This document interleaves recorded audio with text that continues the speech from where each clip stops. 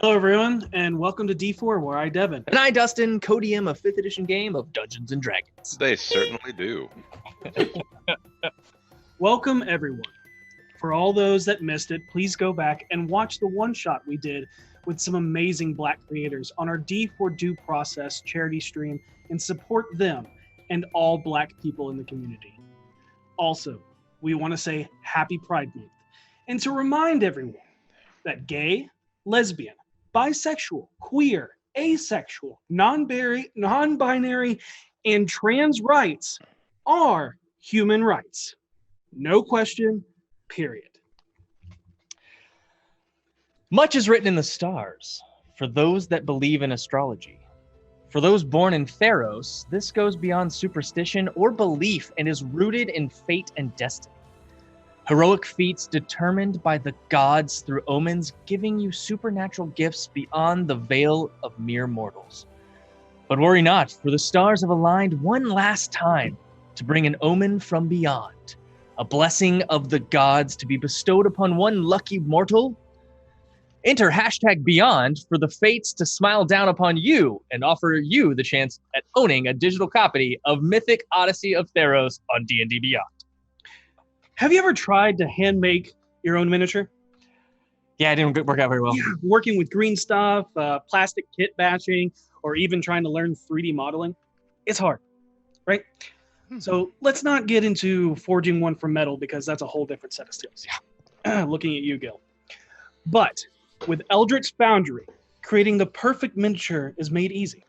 Enter #Eldritch to win your miniature made from the highest quality plastic resin on eldritchfoundry.com. To enter to win, make sure you are on the RockPunch ATL's Twitch channel and enter the hashtags into chat.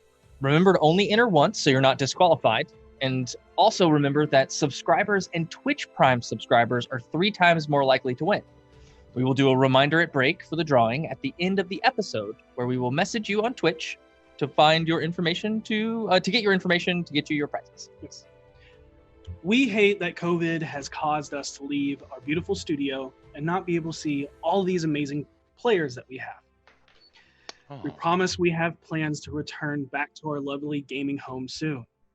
However, with online playability, we've been able to have a bunch of amazing guests and charitable one-shots that would otherwise not be possible, and we want to thank all of them for being a part of our show. Yeah. And next week, we are adding to that list of amazing and talented special guests with Megan Kenrick from Silver and Steel. Oh, yay! Yes. We are so excited that Megan is going to be joining us, and we cannot wait for her to join the D4 family. Woo! With that, let's hear from our sponsors. Yeah. Mythic Odyssey of Theros. It's a thing, but do you know what else goes with the Mythic Odyssey of Theros? Mythic Dice. From the D&D Beyond digital dice set that is currently being distributed right now, everyone can roll the dice now. But can you roll the Mythic Dice? No, you cannot, for those must be purchased with your money. But what does the digital dice offer you? I will roll a tribute to the gods now and see what they have given me. D&D has bestowed upon me a 3, but what does this mean? It is a mighty 3, a 3 that could change the very destiny of your life. So, if you want to trust your fate to the gods of dice, buy the Mythic Dice set from the D&D Beyond marketplace. Go and find them now. They are crafted from electricity and seem to pulse with an unknown energy.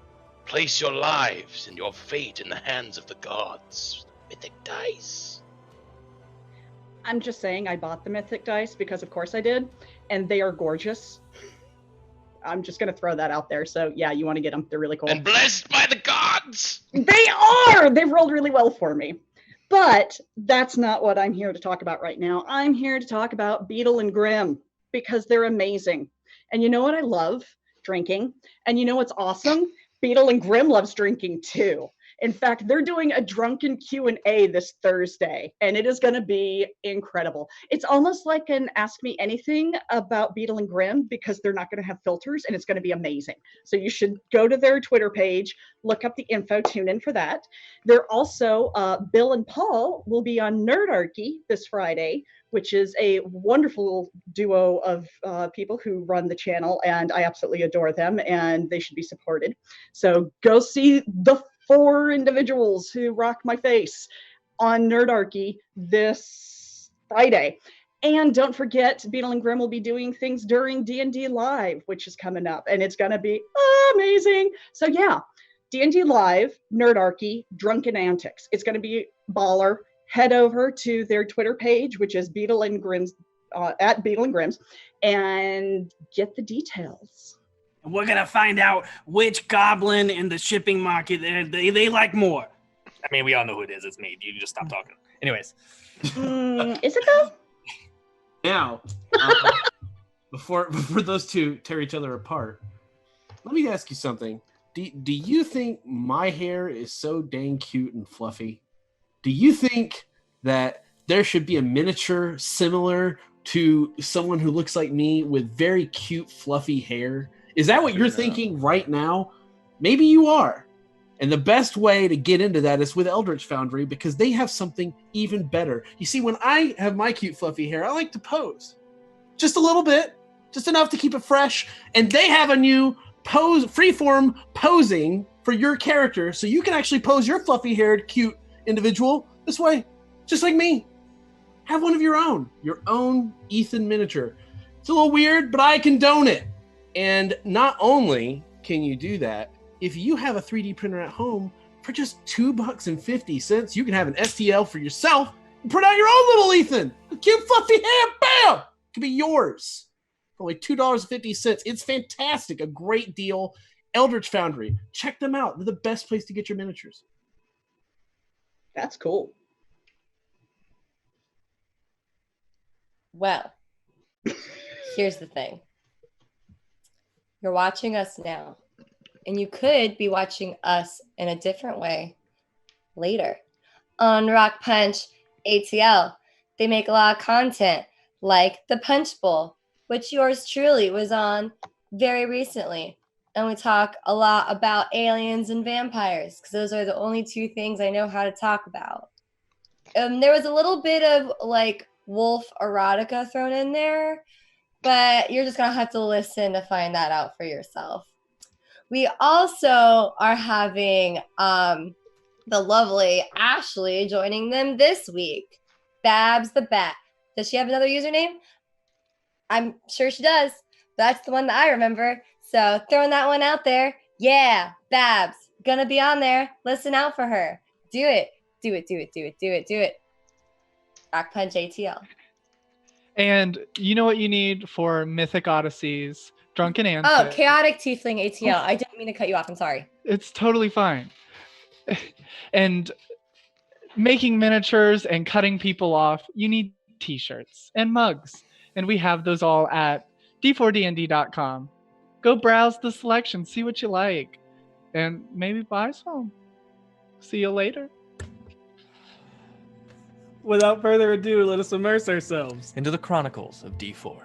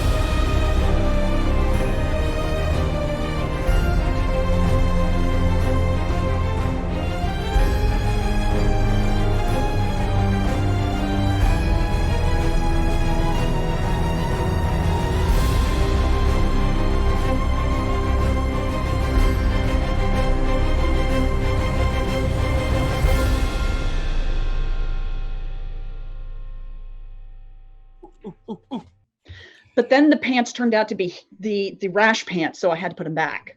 No, I would put them back. That's the right. Yeah, that's the right yeah. choice. And we're back. Oh, didn't see you there. Last time on desperately departing a doomed dwelling, the BFGs watch the remaining fight of the Umbra Legion get eaten by a froghemoth, and Kuma's frontline fighters become victorious against a mutated, multi-limbed, and faced troll. With anticipation, they try to figure out what happens next and how they are going to plant the final smoke powder barrel. Vinley, cleverly using Savard, stealthily watches the frontline fighters be escorted and taken back into the area where the beasts are kept on the other side of the arena. And the BFGs quickly learn their final fight is against some of those they consider friends. As the two teams square off, Harold tries to subtly tell the other team the plan, but it is completely lost on Kuma. However, the other bard, Ricard, picks up on what it is and as a show of entertainment throws up a silence. This and the magically constructed pillars and walls allow Voss to conceal the barrel against the wall by the door. As the two teams try not to kill each other, but make a good show of it, waiting for the sign of something to happen, there is an earth-shattering explosion, and the entire arena shakes, causing loose rocks from above to come crashing down onto the spectators and fighters in the arena. Chaos ensues, with the arena crumbling as the spectral watchful eye from above screams, "Silgar!" before suddenly materializing as a floating beholder that disintegrates its way towards its private chamber. Gnarl, the drow spy, comes in with a torch, but is crushed the last second, trapping him by a falling door as the torch falls and lights the barrel. The BFGs quickly get him out as they make their way up the walls of the fighting pit and into the stands, with Voss almost losing his trusty grappling hook. They head into the curving corridor of eyes and run into Kuma and the frontline fighters. But just as they're about to greet the other team, the barrel that was set in that hallway goes off, blasting the two groups apart and causing the ceiling to collapse, permanently cutting them off from each other. With only one choice left of how to get out, they head towards the final barrel to light. However, as the BFGs and Kuzima turn to flee this place, they are confronted by the Major Domo Amergo, Nazca, and the Duragar that escaped the Dripping Dagger Inn weeks before. As the BFGs fight for their lives, unknowing how much time they have before the Beholder finds them, noticing the disintegrated tunnels created before, they defeat the Dwarven blockade with heavy blows to themselves. With the last smoke powder keg in sight, Kuzima stops and tells them to go on. He will be right behind them. As he feels a burning sensation in his throat, the Dragonborn breathes fire for the first time in his life, and flames cause the explosion of the barrel. He sees within those flames the Fire Lord God show him where he must go next.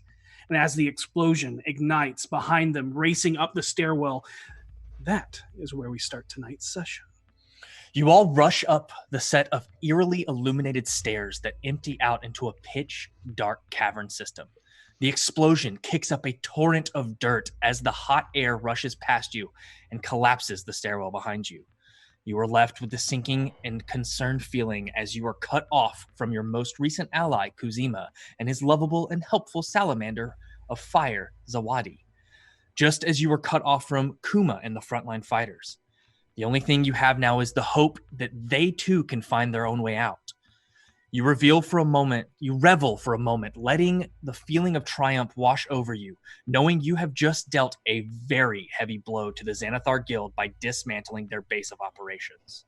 Voss, through your keen mind, you remember back to a time where you were down here with Maloon. Through that, you know exactly the path you need to take that leads to a secret opening into a sewer, and thereafter the labyrinth of tunnels that lead to the plumbing system below Trollskull Alley. You could even enter through the recently installed secret door of the basement cellar, but you would be back at Trollskull Manor and not Branderthal Villa, where you are all currently staying. The earth beneath you begins to rumble at your feet, reverberating the destruction from below. What do you all do? I pull out my sewer map. Dro's name again. What was it? Gnarl. Gnarl. I turn to Gnarl and say, "We need to escort you back to your brother." You know, our plan was nearly thwarted. When a search party spotted Thorvin planted a barrel of the Xanathar crypts, I used my only healing elixir on him when he fell. The deep elven man continues with exasperated breaths as he looks over his wounds. I would ask if it is possible, if you have somewhere I can find peace for the night. But you have already helped me so much, and it would be rude for me to overstay my welcome. We know how you Sunwalkers look down upon us who dwell in the shadows. Oh no, Finley Voss steps dwells up. in the shadows all the time, and we don't look down on him. That Finley is not steps what up I mean. to him Hmm. and looks him in the eye. How bad does he look hurt? He pretty bad. She can- just stares at him for a second and then says, "Looks like both of our mistresses were looking down on us," as she starts putting bandages on him. Going to use the healer's kit. Mm-hmm. Nice. 5. Does Harold see any like big like places that will be very visible now that we're on the outside? Are we outside yet? No, not yet. We're in the sewer system. So you are outside of the Xanathar Guild lair, yes, but you are in the cavern system of Okay, yeah. that runs underneath, and that leads to the sewers. Got it. I'm going to pull out the map and try to remember where in the sewers we came out, because it wasn't that long ago, and plan out a route to get to the Neverember estate from there. You can make a intelligence check at disadvantage.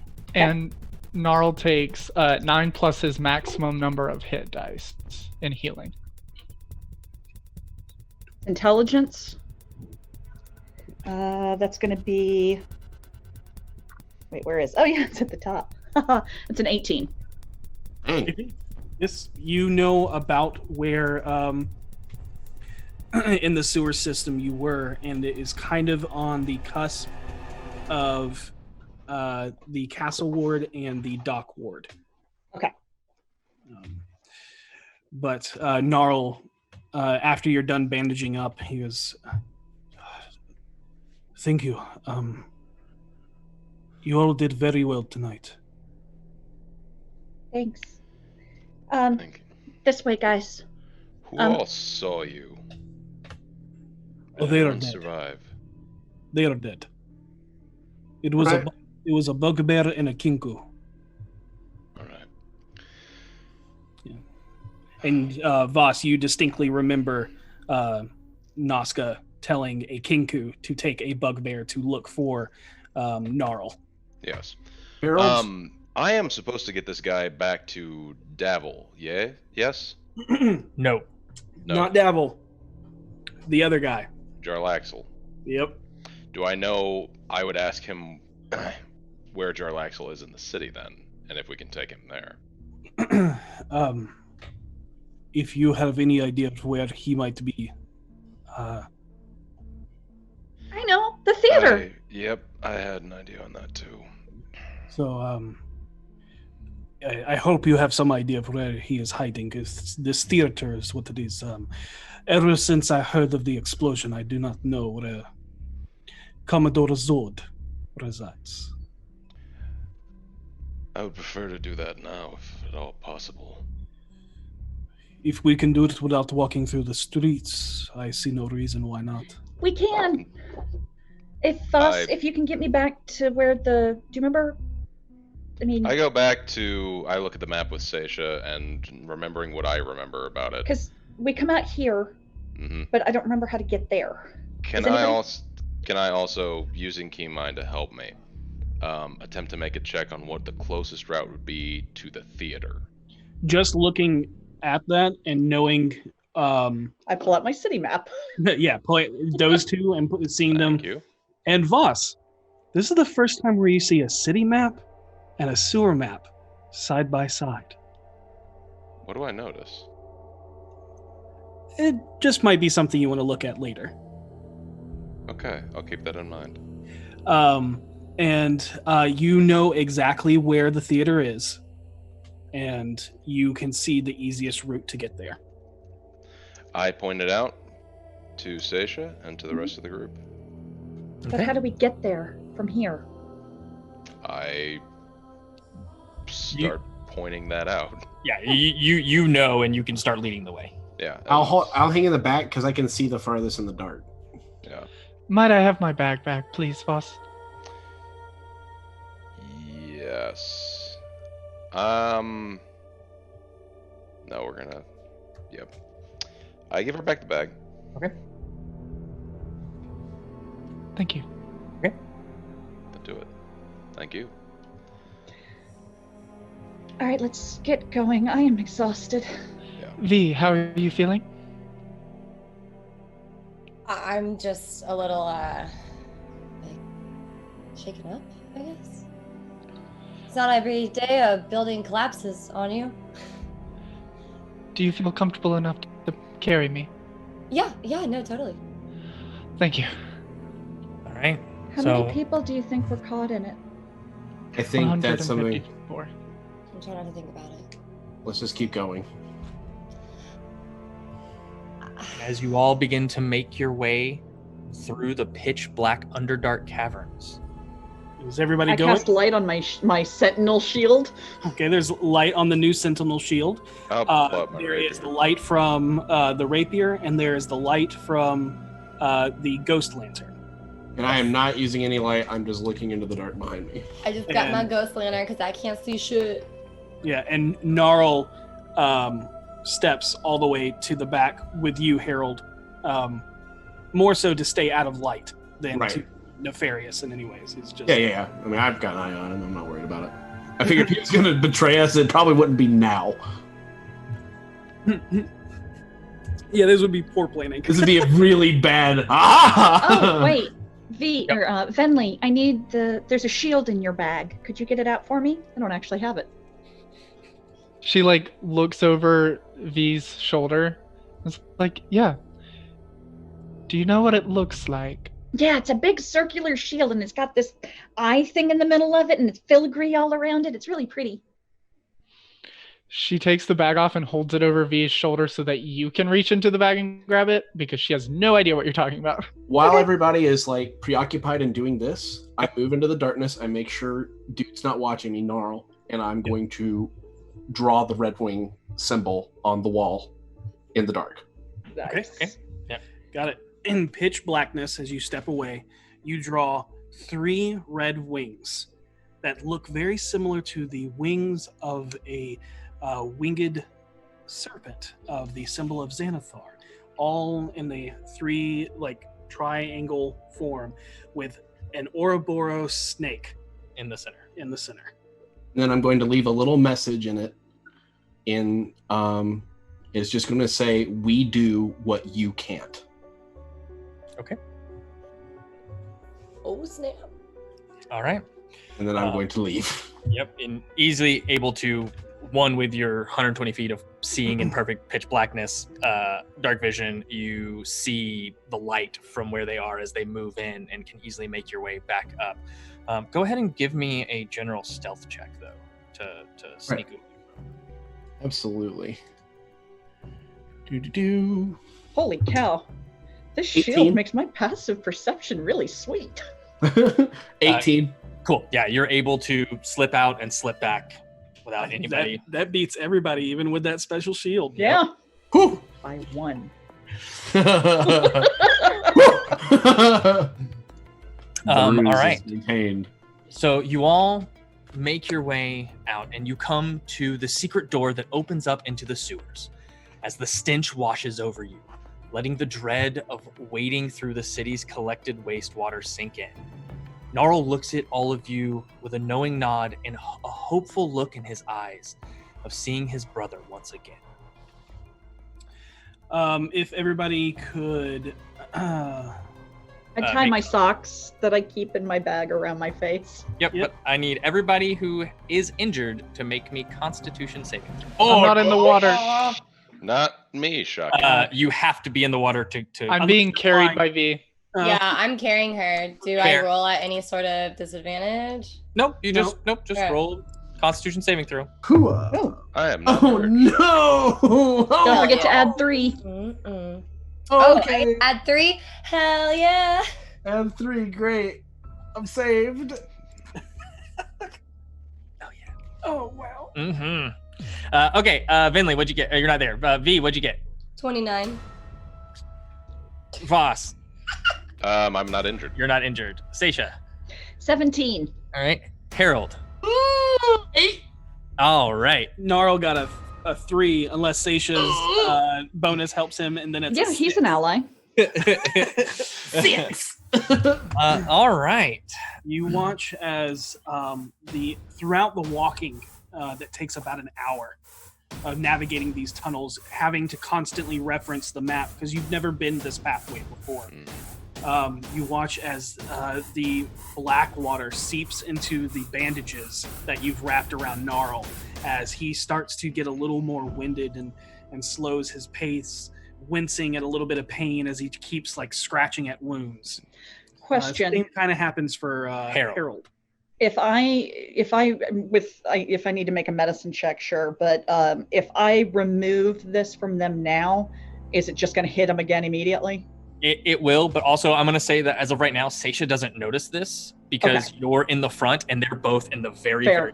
So this will be something that you can notice as soon as you come out of this. Okay. So what? Can you describe it to me one more again? What one more again? I'm sorry. Okay.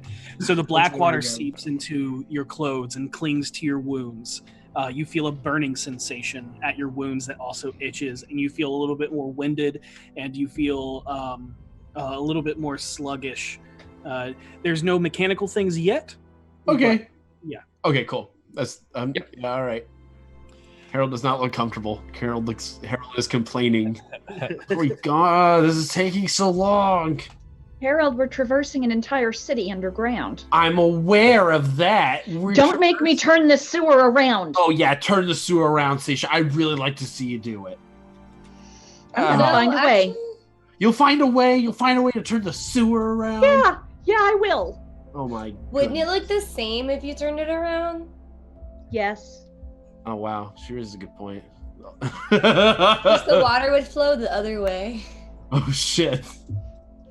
Using Seisha's layout of the sewers, you easily navigate through the twisting maze of sewage, a place you all seem to visit so often that some of you realize you're starting to become accustomed to the wretched stench. It's not pleasant, but somehow you are becoming nose blind to the horrid atrocities that wade in the black water. Within the next hour, you find yourselves climbing out of the manhole near Eel Street, where the illustrious Seven Mass Theater is almost done being remodeled. Under the ever-burning light of the illuminated marquee and the 7 large, colorful play masks inside the ticket booth, you see the polished brass of an automaton Nimblewright standing vigilant. You try the door, but it seems to be locked, and you notice the humanoid machine's multiple ceramic-faced heads slowly shift towards your direction. I look at Gnarl. Do you know this? Everyone's not covered in sewer, Thing? by the way. I do not know what this is, but that is one of Zord's constructs. Right. We're here to see. I'm trying to remember the name of this guy. JB never caught. That's the one. And as you begin to speak, you actually hear, "Welcome to the Seven Masks Theater, home of the greatest show in all of the splendors. Opening midsummer. Would you like... I'm sorry, but you will have to come back later at a more reasonable hour to purchase tickets." We will be back in the morning to purchase tickets then. But sorry, go ahead. Looked like someone was about to say something. Yeah. Can I hear or see any activity inside the theater? You I'm just asking.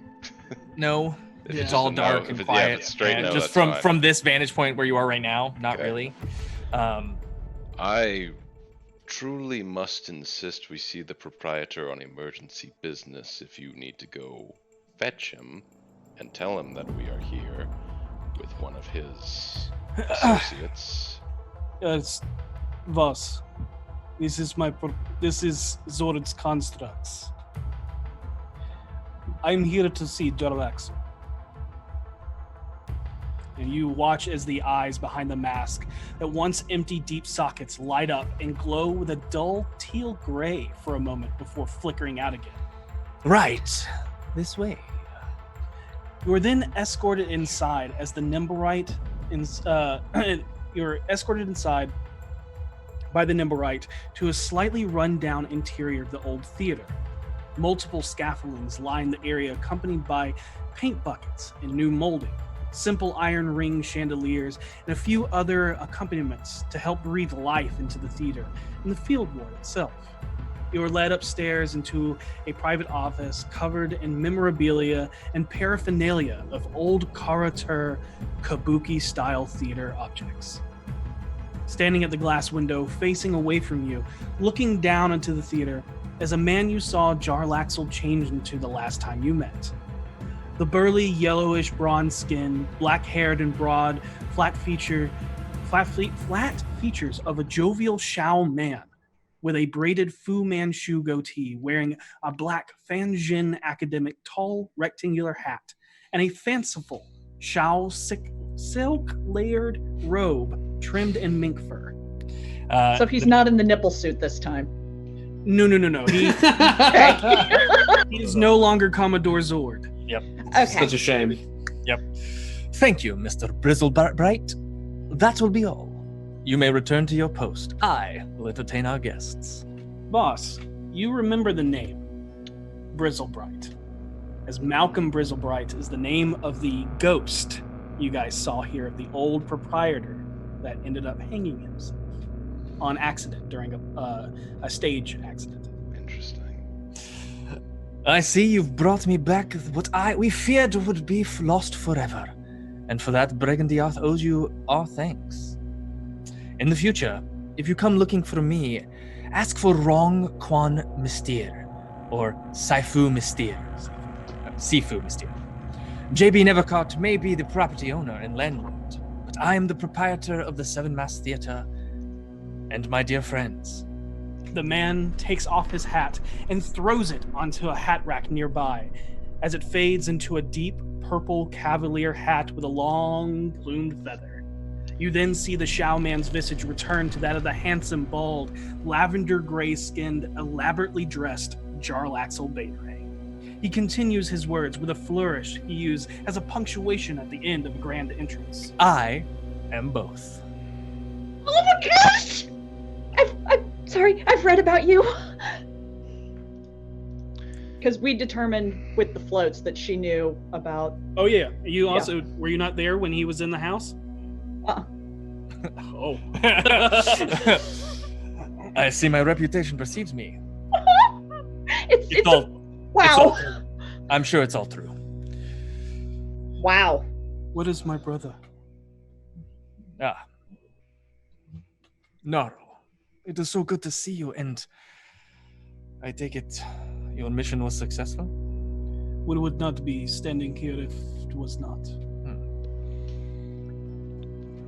Jarlaxle turns to the rest of you. I offer you personal thanks on behalf of Saloon Zabrandus. Your brother is down below. I will take you to him soon. So, my friends, how is my money coming along? One day at a time, one day at a time. Your money? Yes, my money. Okay, my memory must be really bad. What money? It's in progress. We're getting closer. Be patient. Oh! Gotcha. Yes, of course. I am close on my side of the deal as well. I should have answers for you soon. My little informants are on the move, if you will. Huh? You asked for me to look into a certain eye. I believe I am close to finding that. Excellent. But I will remind you that also as part of this deal, you have the aid of my men one time, for any reason, for anything. As long as it does not bring ruin to Luskin. Oh. But What was I the bid you- price we Sorry. agreed upon? What was the price we agreed upon again? 100,000. yes, a measly sum, of course. Measly. In the grand scheme of what you're getting, measly. So, I must bid you all adieu, as I would do like have to a speak with you in private for a moment, Doom Raider business. Really? Yes, really. well, I assure you that the deal is done. And This is everything something as that good. concerns the coming war, and something that may benefit you greatly. Very well. You see him, he leans in and whispers something to Gnarl in a language none of you speak. Mhm. You see Gnarl nod, and then Gnarl heads deeper into the theater. Yeah, he goes back downstairs. Yep. Get the sense that he was probably giving him directions. But, and then he turns and he goes, Your family can wait out front and we can speak here? I'll be short. It's just a suggestion. Of course. And, do the rest of you leave? No. I leave. I leave, but I hesitate a second and then I leave. Yeah, I just make eye contact with Voss and like squint my eyes a little and then turn and walk.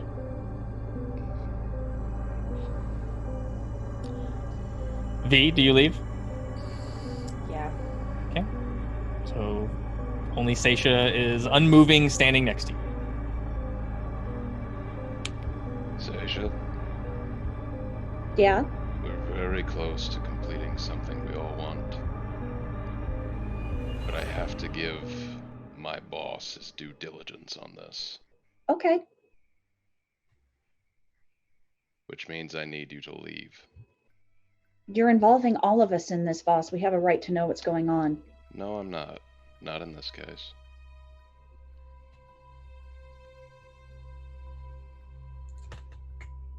Will you tell me later? Maybe, but I can't promise that. I don't like this at all. I understand. But that's all But I you can don't give. care. And she'll turn and walk out. Ooh. Family troubles? Sure. So, what is so important that you must need my private ear, Two things. Mr. Ronto? First, there is an opportunity abound here. Someone needs to take the blame for whatever this black powder incident is. And I overheard a few of Xanathar's men discussing the disappearance of one of yours. While that could lead back to you, I think there's opportunity in this. Pirate captains and crews have quarrels all the time. Breaks happen constantly. It would be very easy to spread a rumor that some of your men attempted a coup and joined Manchun and pin this on the Zentarum. As theatrical as that sounds, and I promise you I do love theatrics, I would never betray my family like that. It's just a ruse. I understand. But, frankly, I don't give a damn what happens to the Xanathar or the Zentaurum. Doesn't profit or benefit me whatsoever. I disagree. Doesn't it strike you odd in this place, compared to many others, that there are masked lords? Not really. That's how it's always been. It's their means to try and stop corruption. But we all know that it doesn't stop. No. It does slow it, though. So in that case, where the nobility and ruling class of the city are afraid to show their faces, who rules Waterdeep? Frankly, I don't give a fuck. Criminals. I only care about one thing, and that's my city. Not I this. thought you wanted this money in order to bribe the Overlord to consider Luskan an actual city, correct? A part of the Lord's Alliance. Yes. Yes. Waterdeep is a part of the Lord's Alliance, but it is not the Lord's Alliance. My point in saying all of this is that if Xanathar and Manchun were eliminated from the city, a new criminal power could raise. One that if you were allied with, you would be in a much better negotiating power.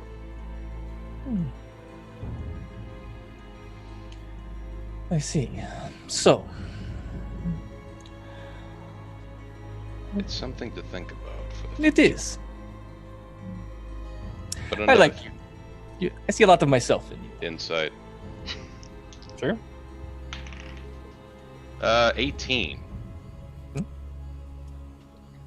Yeah. He is very hard to read. Damn it, yeah, that makes sense. But, I have one other request. Oh, lots of requests. You always come at me with requests. Yep. What was the name of the show that the Rosnar's daughter was going to be at? That was The Fall of Tiamat, which was at a completely different Theater. Ah, okay. Yep. Never not mind. this I theater. will disregard what I asked before then. Okay. Okay. Just keep it in mind. I will. And perhaps if... We'll see where the cards fall when they fall. But I assure you, I'm always 3 steps ahead. Then we have something in common. Like I said, I like you. I see a lot of myself in you. Thank you. Question mark. Anyways, I have a family reunion to get back to and much business to attend. Don't forget, feel free to call upon me at any moment you need me. And we'll be there. Agreed. Remember, part of the bargain included one of your wands as well. Oh, I'm aware. And just a reminder that that deal does not go into effect until I have my money. I'm aware. That's why I'm working so very hard. I assure you. I believe you are. So, I bid you a good day. Or evening, if you will. I nod. And I leave. Okay. He watches you leave, and then you kind of hear him just chuckle as you leave, just kind of and then The door closes behind you. Yep. I go out to where the rest of the group is waiting. While we're waiting, Seisha casts Lay on Hands on Harold. Okay. And gets rid of his illness from the sewers. Okay. And before Gnarl leaves, she'll do the same for him. Okay, that's fair. You can...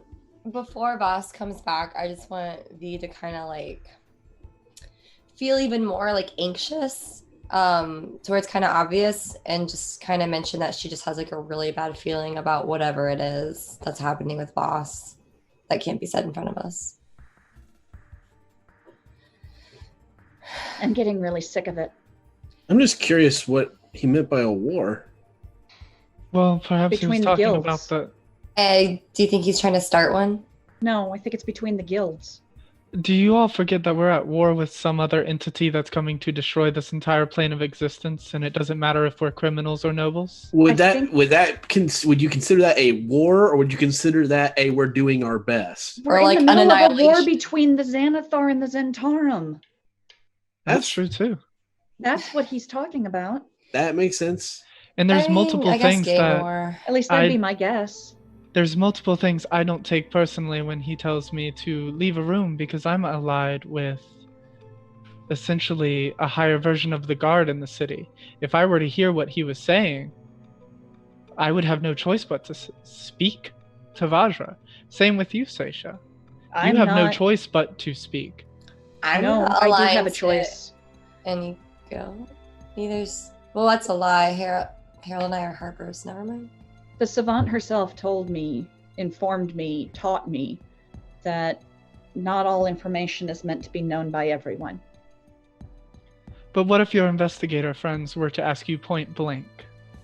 Would you lie to them? I wouldn't lie, but I wouldn't give them the information necessarily. And they would know. We just have to trust that he Then they knows know. what he's doing. But by removing you from the equation, Seisha, I don't care. I'm getting really sick of sticking my neck out for people who don't even tell me what I'm doing. We almost died in there. Sucks, doesn't it? Yeah. Yeah, I'm pretty tired of it too. I feel like I Yeah, never know what the and hell's the going on. Harpers I feel did like it I too. never have a straight answer. We just did that for the Harpers too. I know. After what happened with, Three Strings, sometimes I get paranoid that I'm accidentally working for the wrong people who convinced me that we're good. We're doing the right thing. We just did a heavy blow to the Xanathar. Let's not turn this into something nasty. I know people tend to look at me throughout the years and think I'm kind of easily manipulated. But you're not, though. I know, but people think that it doesn't stop them from trying. Well, that's what makes us the right people for the job. We can I hope fight back. so.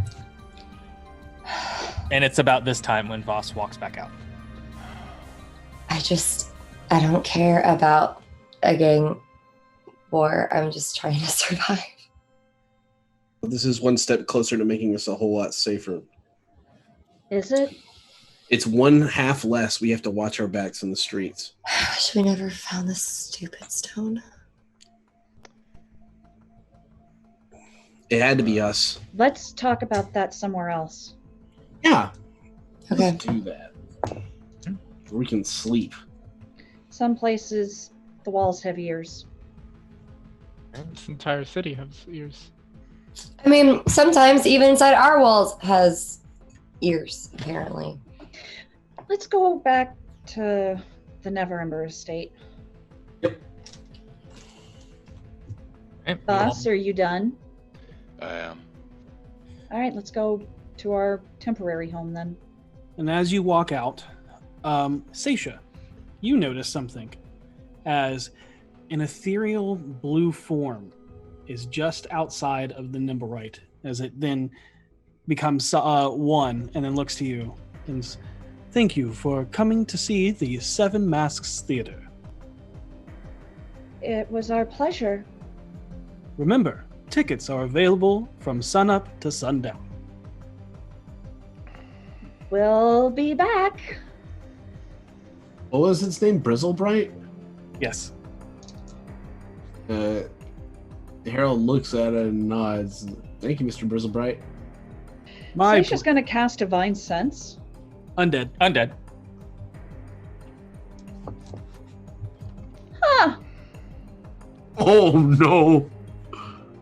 Harold was just saying it because it's the robot's name. Huh. Why are you making weird noises at the robot? Let's go. I want to sleep. That's not just All a the robot. prestidigitation in the world doesn't get the shit out of my shoes. That's a robot like we had a coat rack. It's It's more like that's Oh. a robot. Like y'all have a bartender. Right, but it's a ghost robot? Can we not in front of the robot? Can we just? Are you dead, robot? Harold, then- Not once. As V, when you lean in to ask this ethereal blue face comes out and goes, boo. I knew it. I didn't. You did it. Harold You did it. jumps. He's oh shit. oh, Yeah, and so wait, but you're okay with this? as the face comes out, you see this like giant curly mustache and Van Dyke that comes down to a point that curls out, and he has this like very ostentatious hat that kind of very Volo-esque in his attire. Yeah, Got very, very theatrical. Very theatrical. And then as it melds back in, he gives a bow as if doing a performance. Seisha, if I had an issue with ghosts and spirits, I'd probably never rage again. Probably. It just throws me off when I find them. I can see Why? It's like a treasure Yeah, hunt. As A she lot walks about out. today is going to stick with me. So why don't we go to bed so I can have nightmares about that? Yeah, nightmares. Let's go to bed. Woo! As you were speaking, Seisha, feeling uncomfortable around this thing, you saw the head swivel around to a tragedy mask. And then, as Harold spoke, it spun back around to a comedy mask. Oh, good. It's a robot with empathy. Oh, I don't like the faces. I'm done with masks. Sorry, Harold. None taken. And Venley. 'Cause Well- apparently masks are all the rage now. Mostly Harold, but yeah, Vinley too. Yeah. I kind of appropriated it from Harold. All right. Does anybody want to ride with me, or do you guys want to just all get a carriage? I'll ride with you. I can't I ride want- with you, V. You'd have to ride by yourself. I don't want to. Fine. No. I would enjoy being on a carriage. Carriage. I'll ride with you, Seisha. Okay. I'm sorry, V. It's okay. All right. Cut to the awkward carriage scene where it's just Vinley, Voss, and V sitting there like this. And then V just like pipes up and goes, so is there like a spell that could make me weigh less? You know, actually, I have been working on one. Yeah? Yeah, it would Like, actually shrink you down to Oh. half your size.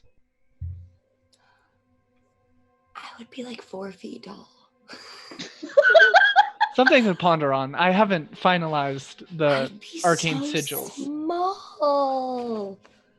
I want to know what the world looks like, not from above everyone's head. What does it look like to look at me? It's a lot of nose. Oh anything in no! it? Why would you tell her that? No, there's nothing in your nose. Is there sometimes? I usually take care of it with magic if there's something there. That's what all that was? Mm. I thought you just didn't like how I smelled. A little bit of column A, a little bit of. Oh, God. You know, there's this wonderful new invention in the marketplace. It's called deodorant. I use deodorant. Oh. I'm sorry. I'm just quiet, observing the scintillating conversation that's happening Elves. in front of me. Yep. And so as you all As- make your way, oh, So, sorry, go ahead. boss, do you use deodorant? I didn't even know what it was up until this point. Seisha. Yeah, as we're riding. Hey, Harold. I had Yeah? a thought. Rock on. You know the whole thing about bringing the field ward into being part of the city? Yeah. Well, I suppose part of the reason they don't want it in the city is because of how dangerous the streets are, right? Yeah, I guess. That's probably part of it. So, what if we helped them form like a neighborhood watch? I think the problem would be a lot of them would feel like they're because they're very like a unit in there. Yeah. I'm worried that they would be feeling like they'd be ratting out their friends. Maybe if we just, I think it's not a bad idea, of course. But I think like changing the culture to want that as well is a good idea. I don't think I think we should build them into wanting that themselves. Well, right. I'm meaning help them. I think it's a great idea. I just think we have to think about getting them to the point where they think this is Harold, something. I think some of them are there. You think so? Yeah. I mean, Then let's just do it. going out there and being out in the streets. You've been out there more than I have.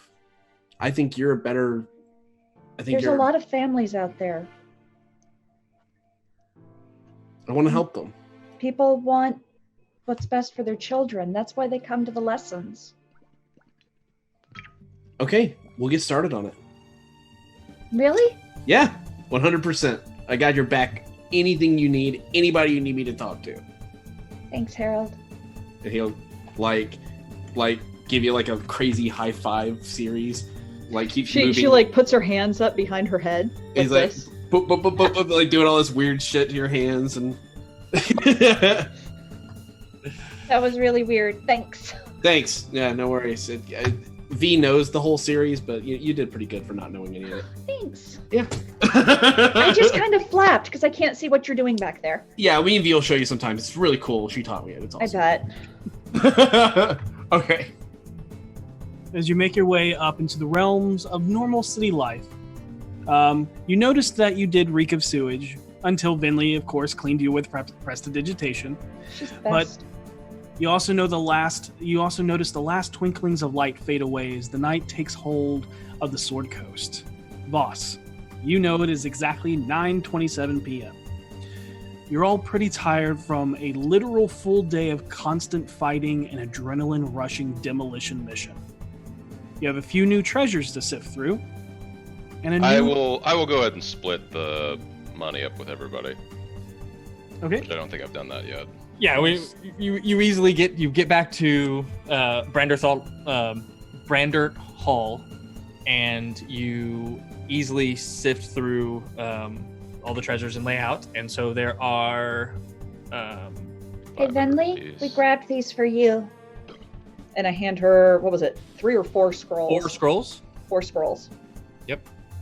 Her hands shake, and she's like, "Swipe." You were right. She is excited. They are a scroll of greater invisibility.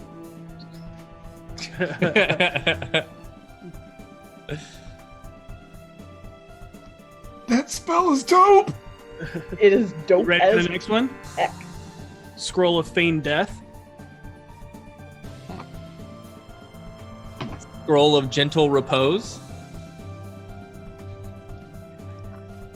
And Scroll of Tensor's Floating Disc. The total amount of gold that you have with gems is 2,000, so that's 5, so that's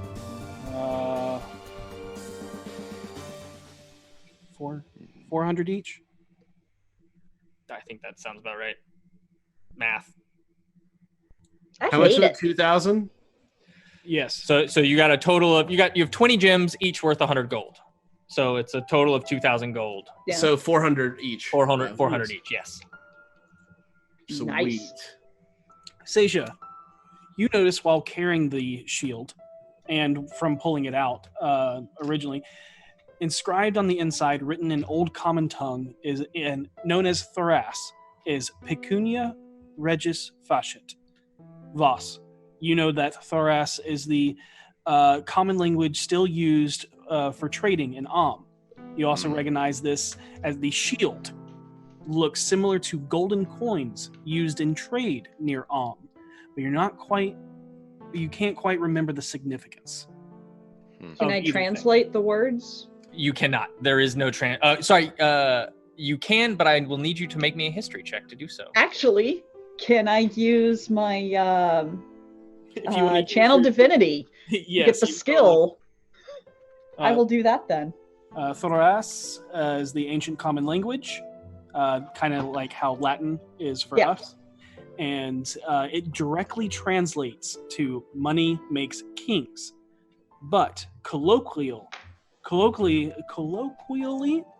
it is known as money is power.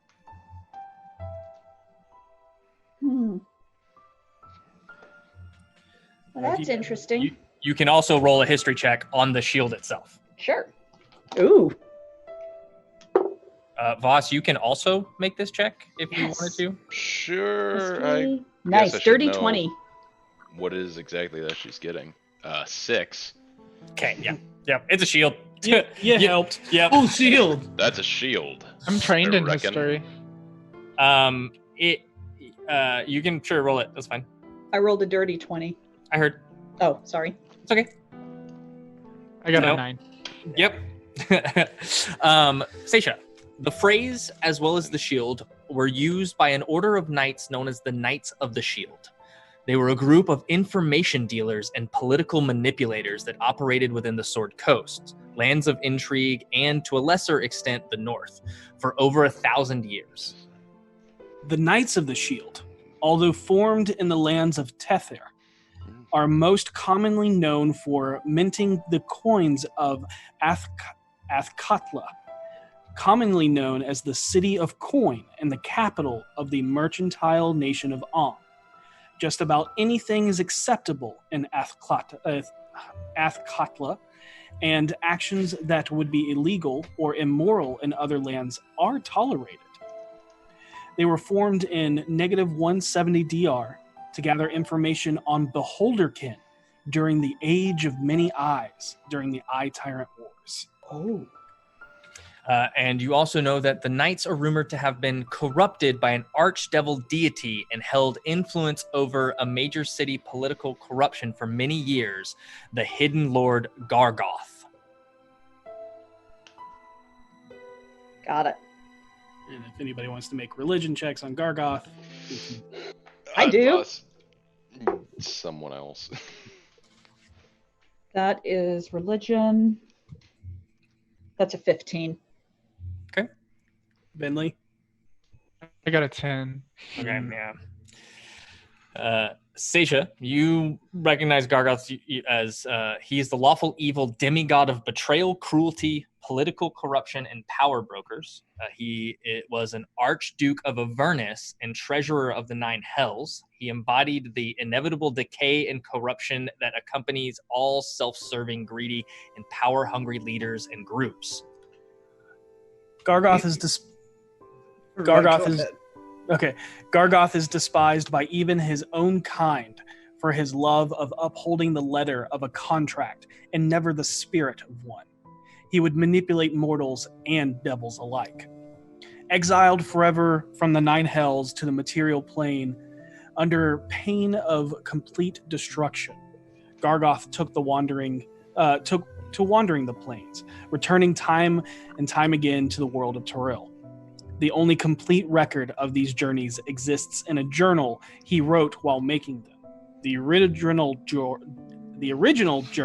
of which is said to be kept in Ogma's personal library. And that is what you know. Yes. Not in a font, not even at Yeah. No, in Ogma's his home library. On my shelf. Mm-hmm.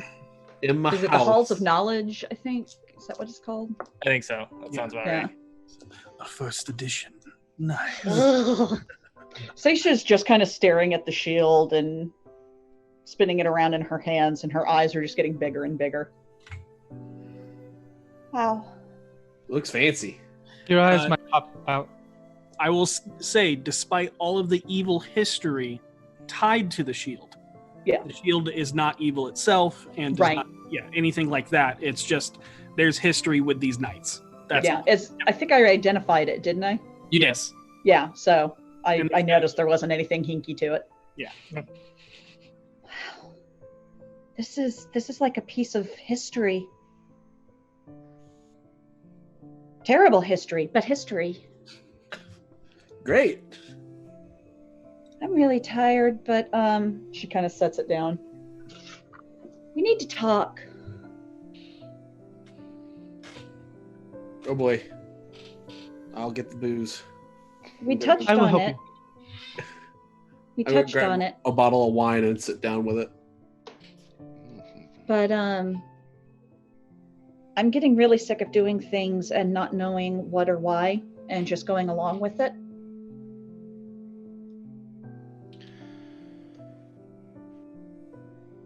I You don't could have died in understand. there. That was bad. That was really bad. Mm-hmm. But we did what we did because we had to get rid of the Xanathar. We had to get the stone. No, that's not why we went down there. That's why I went down there. That That's is why I was part of down the there. reason why we went down there. It's part of the reason, but we also went down there because the Harpers had a mission and the Doom Raiders had a mission. The Harpers wanted to do that. They wanted to blow it up. The Doom Wow. Raiders also wanted to strike a blow against Xanathar. Why? Because they suck. To They're help a foul what? The plague other on the gang? city. No, to clear them out. Boss, what was the war you referenced? The war between the Xanathar and the Zentarum. But you were right. You're totally Yeah. right. I just can't help but feel like we're doing someone else's dirty work under the guise of being good guys.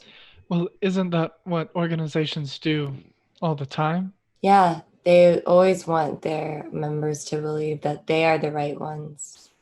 So and we everyone can't. else is the wrong ones. But if we're gonna sit, we can distrust every single thing we see, or we can just say we have to do what feels right. Killing a huge portion of the Xanathar feels right to me. They weren't all Xanathar. No, they weren't. But they were in there cheering for blood and laughing while people are being chopped up. It wasn't the exactly last- like these were people that were like up there, like going to give Christmas cards out. And Yeah. the last time we were there and I healed someone, I got chewed out for it. Exactly. I just...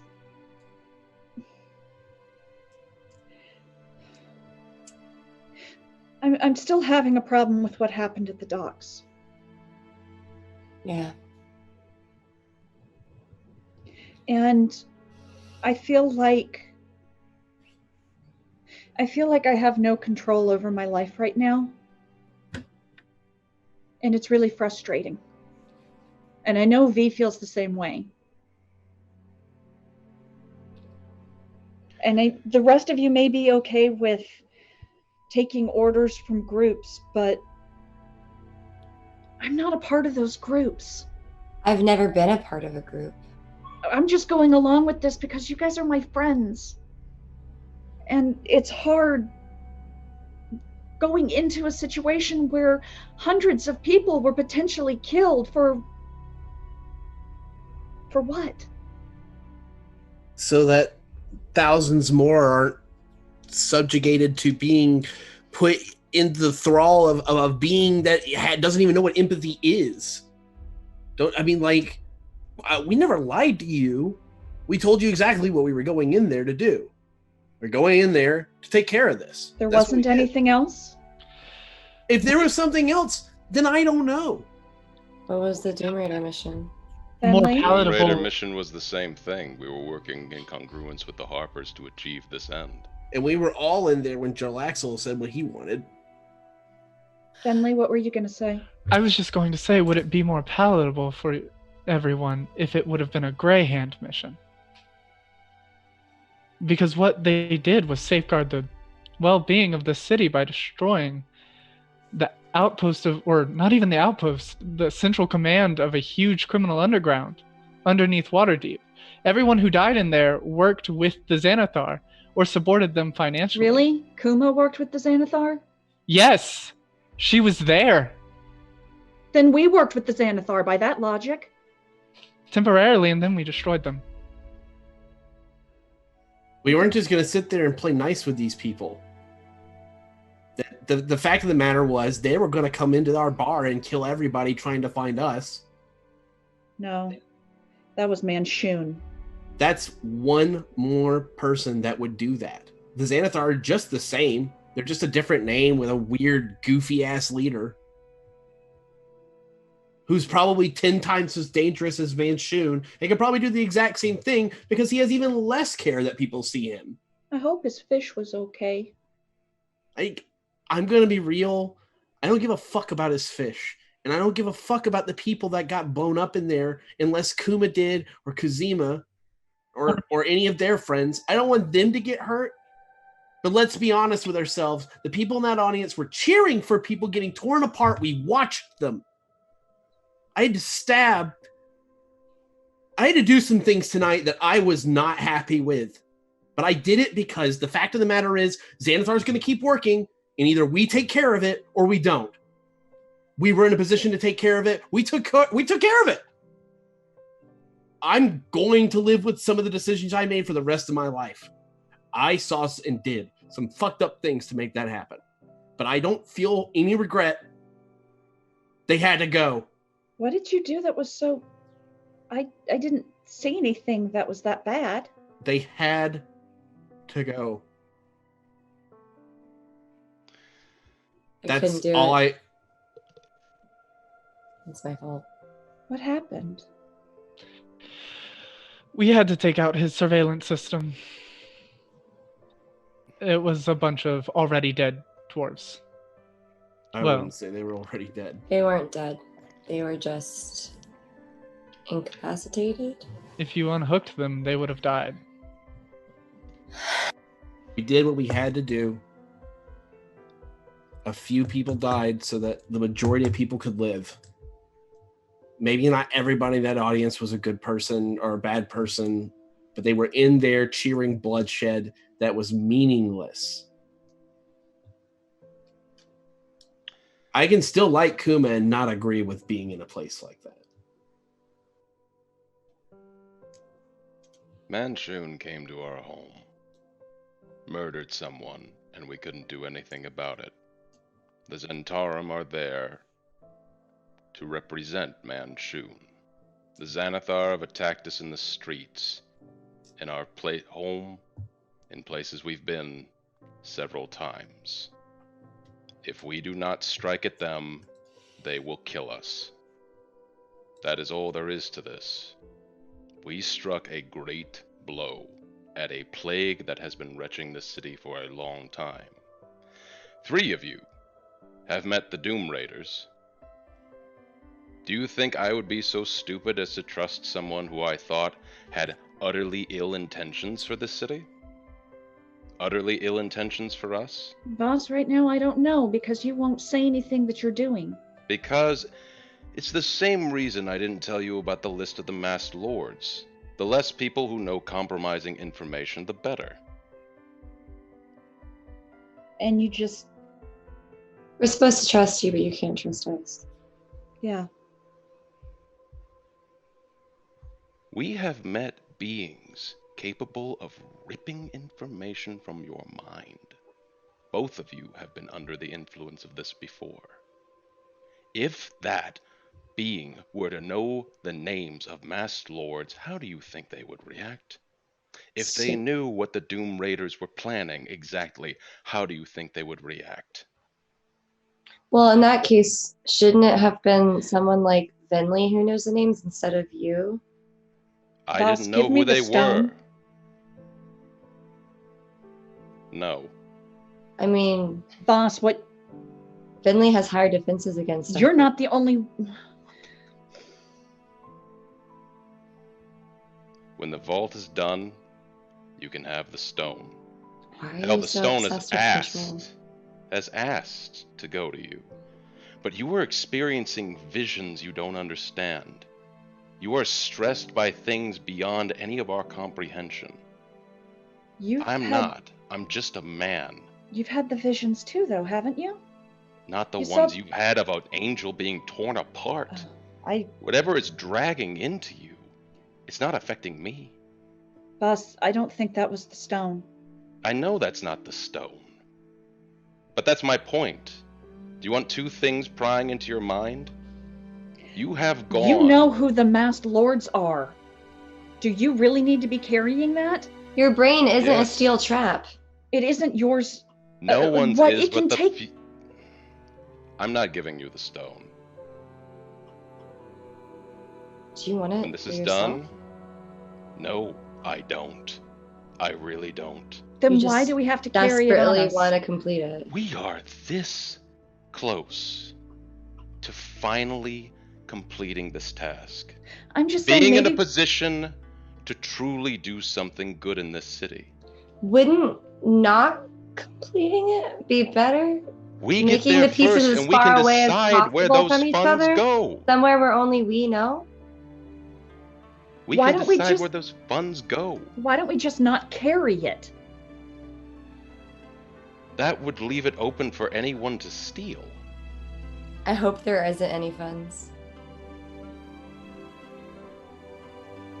That's an interesting point.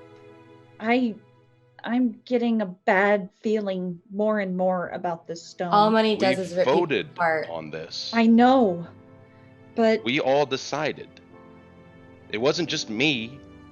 I've never just forced you against your will to do anything. If no one wanted to go on that mission, you didn't have to. Never feel like you do. I can't make you do anything. Boss, you don't have to make me. That's the thing. I'm going with you wherever you go. Don't you get that? And this mission that we just did some real good in the city. So either we take the burden on ourselves or we leave it to someone else. All these people have died and all this stuff has happened, and we can't just turn back now just because it's tougher. We just finally did something to make our lives a little bit better and make the lives of the entire city a little bit better. Changing a plan isn't turning back. Deciding to not complete the stone and going with a different plan As is long a different I don't plan. think that's a good idea as long as he's attuned to it. We need to see this through to the end now. as long as people think there's a fortune in the ground somewhere and they know that rock is how it happens, then they're going to be going after the rock. Until people know that there's nothing down there, then nothing's going to change. There's Whether no- that's because yeah. we're taking the money out, or whether that's because there's nothing in it, or whether it's because it's a portal to whatever fucking thing is coming. Did we Whatever ever it consider is. destroying it? I don't know. I just feel like we've gone this far. We got to finish it. Maybe this treasure or whatever it is hidden for a really good reason. You I know don't- what? It's not going to change. Nothing's going to change. Let's be honest. We're on a path and we need to follow it. And it's a journey and there's knowledge to be found along the whole thing, I suppose. I'm in this for you guys. I'm not in it for money. I'm not in it for renown. I'm not in it for anything but the knowledge that can be found, and because I love you guys. So all I ask is that you tell me things so that the limited justification I have in this, I can realize it. I just don't feel like there's much to justify here other than Xanathar's fucked. I agree. All right. Is there any way I can roll like insight to see if Voss might be lying about anything? Absolutely. Roll Sure. insight.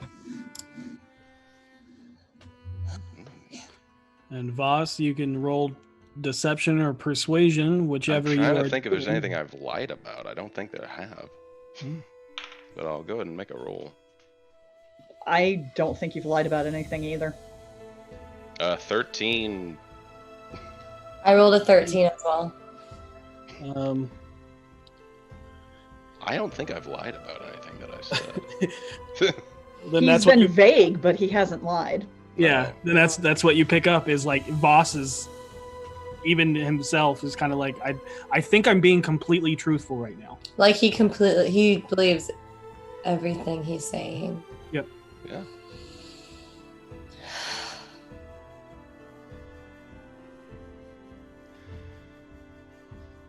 Well, Biblio. I'm going to bed. Yeah, me too. Did everybody go to bed? I wait until everybody sleeps and then I go to Vinley's room. Daisha stays up for a while. Okay. Cuddling stuck to whatever form you want Biblio to. Yeah. Yeah. But do you stay up in the living room or do you go to your room? Because Biblio's in your room. She'll go up to her room. So everybody retires to their rooms, and then before Voss gets to my room, Vinley sits down at whatever vanity she has in this room. Oh, it's a real nice. Good. She takes her necklace off, her amulet of Mistra, and she drapes it across the mirror so it's kind of eye level with her. And then she takes her new ring off, the one for Jurgle, and she places it below it, like directly below it, but still in the mirror. Mm-hmm. And she bows her head, sighs. It's been a while, Mistra, since I've last talked to you. I'm gonna be honest. I don't know what I'm doing here. These people are crazy, and I enjoy having them around. I enjoy putting my life on the line for them. But I fear your power isn't enough anymore. That's why I've brought Jurgle into the fold. Hopefully, he can hear me. And I want him to understand. Jurgle, I'm not asking for your pity. I know you're called the Pitiless. I am searching your power. I don't care what I have to do to protect them. I will do it. And she waits for a second, not really expecting a response, but hoping. And then she dresses down into her night clothes and just sits up for a while because she has to wait a certain amount of hours to wake up with everyone else. you don't starts reading. Yeah, you don't get a response or anything, but you do get a feeling of just more like calmness. You don't you get the feeling that you reach out to Mistra and your weave is still there, and you know Mistra is like, no matter what, it is about the weave, and you know that you will always be devout to Mistra because you use her weave. But when you mention Jurgle in response to Mistra, you don't get this uneasy feeling. You don't get this tingling on the back of your neck. It's just calmness. So she just revels in feeling calm, feeling that pseudo tranquility wash over her, not really like leaning into it or denying it, just reveling in where it is now. And it's about that point you hear a knock on your door. Oh, and there it goes. And she'll stand up and walk to the door. Okay. Oh, hi, boss. Hi, I need to have a brief discussion with you. Quickly. Promise I won't take up too much of your time. That's fine. I still have roughly 2 more hours before I have to go to bed. Oh, yeah, that's right. Yeah, you people sleep a very long time. Not all of us have that elven endurance, I suppose. It's a blessing, really. I'd like to have it. I wish I didn't have to sleep. So much to do. You know, there are certain magics that allow that. Anyway, what did you want to talk to me about? I file this into the back of my mind, but I'm also unsettled by it. I need your assistance with something. So, first off, I'm about to share something with you that I need you to keep secret. Can you promise me that you'll keep it secret? Yeah. Why would I go was... around telling things? Just remember what I said about the fewer people knowing this, the better. If I didn't have to tell you, I wouldn't. Okay. Also, promise me you won't scream. She like sits back in the bed and like it creaks. Woo! The chair just broke. Oh my god. Promise. It really creaked. It creaked hard. Woo! But she like leans back and it creaks, and she uses Mage Hand to lock the door and then draw the curtains on both her windows. Wise. Okay. Just know I had good reason for this. And I reach into a pocket of my coat and I pull out a dead fish. You promised you wouldn't scream. I did not scream. Thank you. So I received a vision from our friend, the Stone of Gorlor, that this was necessary in order to open the vault. It was alive in the vision, so I will need to revive it, and I will also need as few as people as possible to know about its existence. I know that you're preparing that gift, and you're going to be heading to Mama Uwe's. Yeah, I'm probably heading there first thing in the morning. I would like to accompany you on this to resurrect this fish. Oh.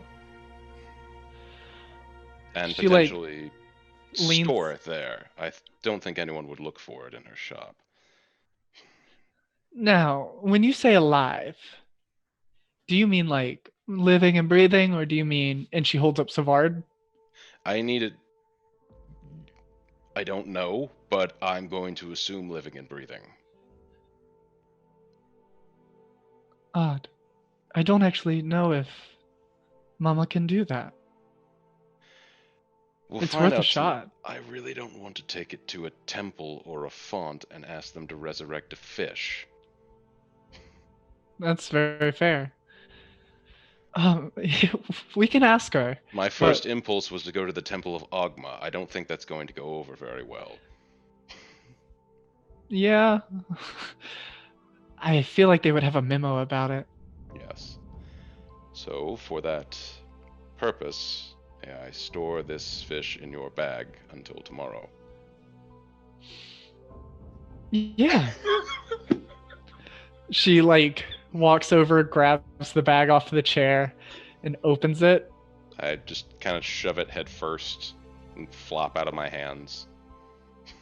Huh. Watch it disappear into the ether. She'll hang it back up, prestidigitate you, and she'll look at you and go, "You know, you usually smell like the ocean and like fish, but I figured there was something more fishy recently." I would like to do an insight check to see if she's trying to make a pun. Okay, make an insight check. It's not great. It's a 9. I mean, it's Bentley. It's probably not a pun. Okay. It's like mostly truth, but you recognize the same tone of voice she told you to get to cooking with. That kind of half joke from someone who doesn't know what jokes are. It's like she's trying to be what most people would consider nice. I, thus kind of exhausted, does chuckle at this a little bit. The sea is calming. That is not why I took this fish, but more than that, the fewer people who know of its existence, Xanathar will be on the warpath. I would have liked to have pinned its disappearance on Manchu and the Zatarum somehow, but I don't know how I'd go about doing that. Huh. I don't know either. I was hoping we could try and pin it on like the crazy guy, and she kind of pulls his head out of the bag and then puts him back in. Yeah, you have that. I was thinking about this actually on the walk over here. I could have quickly jotted down a note like, "I'm sick of your shit. I'm out and I'm taking Silgar. He's the only one who ever loved me." And then like if I had known, you know? Xanathar seems impossible to predict, if I'm being completely honest. The only thing we know about him is he's one of... If you have the plushie in your room, I point to it. Yeah, it's like Those. propped up on the mirror. And that he's an utter loon, but a very powerful one. That's typically the case with those, as she points towards. That's very unsettling. But I mean, just looking at the little ones, they already have a higher sense of self. it's just in time. Both of these crime families, they'll be coming for us again. Well, I would hopefully rather- in time, we'll be ready. I agree. I just want them to be at each other's throat as much as possible. Yeah. I heard the story of how the Dicks defeated the Demon Lords. That's basically what they did. Yes, the sterling tale of the Dicks. I have heard it spouted to me. In any case, thank you for tonight. No problem. I'm just down the hall. I feel like I confide in you more as time passes. Yeah, people usually come to me because I feel like a neutral party in all of this. You know, you have Seisha, Harold has V, and then you and Harold are, she looks him up and down, friends. And then smiles. I feel like the swing vote in most situations. You are in many. But you are the oldest out of all of us, too. Yeah. I guess I don't envy your position. I kind of enjoy it. It's nice being a voice of reason with a lot of people yelling at each other.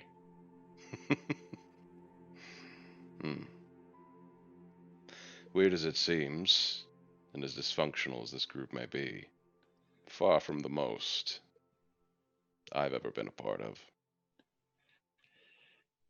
I've never really been a part of a group, but This is somewhat normal. I figured it's enjoyable, to say the least. It's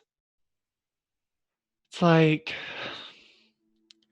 have you ever seen two like small animals fighting with each other and you're like, oh no, I have to stop them before they kill each other, but they're just playing around? I have never felt like that in my life. I'm sorry. That's fair. It's I know interesting of to this feeling. it's interesting to watch you people fight. All of your lives are pretty short compared to mine, so you all live such furious, you experience such furious emotion all at once. Are we a strange family group of rats to you? I wouldn't say rats. I would say maybe like cats. Some of you are cats. One of you is a dog. I will let you figure that one out. I will rack my brain till the wee hours of the morning. Don't stay up too late. I can't. Don't have your endurance. Goodbye, Voss. And she Good night. opens the door I with go Mage out. Hand. I go out. All right. All right, so we're not going to do things linearly. Over the next 4 days, you guys can do a numerous amount of things. What does V want to do in those 4 days? Whew. All right. So, well, V, I know in the morning wants to talk to Seisha privately. So she's going to do Okay. that. But V, I guess, am I just going to say what I'm doing over the next 4 days? Yep. Okay. Yeah, you have 4 days of downtime. You can Yeah. go places, you can make potions, you can do lots of things. V is trying to figure out if it's possible to do any research on what happened to her family's Goliath clans, and to maybe figure out like where they came from, like everything exactly that went down and happened, anything like that. And she's a little worried all that information is either purged from libraries because of her dad or kept in his private library at his house. But she's starting to make a plan to try to go on a solo journey. Okay. Okay. We can. She You can also easily... wants to start doing research about the stone because she's curious about destroying it. Okay. But if you want to have a conversation with Seisha, you can do so now. Okay. I guess I'll wake up, knock on your door. Yeah. It's V. Can I come in? Yeah, come on in. Okay. Hey, did I have a weird dream the night before? No, wait. Why would you ask that? Why Again? would you put that idea in your brain? No, it's not a bad dream. Did I Oh. have a good but weird dream the night before by chance? Like a fever dream? I mean, if you're asking anything that we've put in, I don't. Did I dream about Orkira? Oh, sure. If you want to have, Why not? if you want to have that dream, yes. Awesome. Now I know what you're referencing. Yes. Oh, hey. I just had the weirdest dream. Yeah?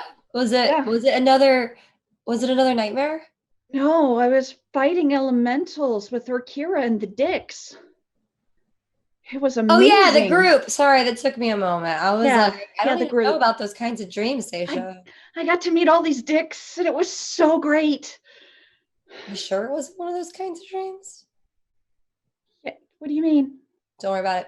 Anyways, I was kind of wanting to talk to you about something a little more serious.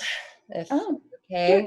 I'm not good at being serious ever, so what's going on? If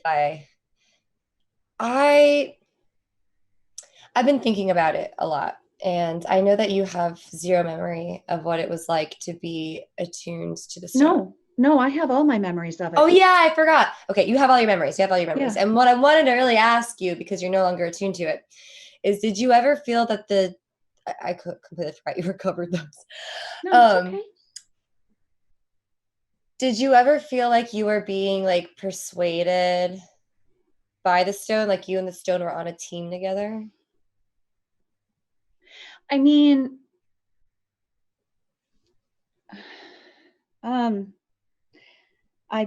I made a promise to it. Right, and I know promises are very important to you where they might not be important to other people. Right. So, but I never felt like it was coercing me to do anything. The closest I came to that was when we were near the eye, and it wanted me to follow up on it instead of leaving that building. But it used pain and headaches to try to get you to do what it wanted. I think it was more of like, imagine every thought you've ever had coming to you all at once. Right. That's kind of what it was like. It was just too many notes. And it had access to all of this in your brain. I knew don't all know. of it. You don't know. Okay. I don't know. It.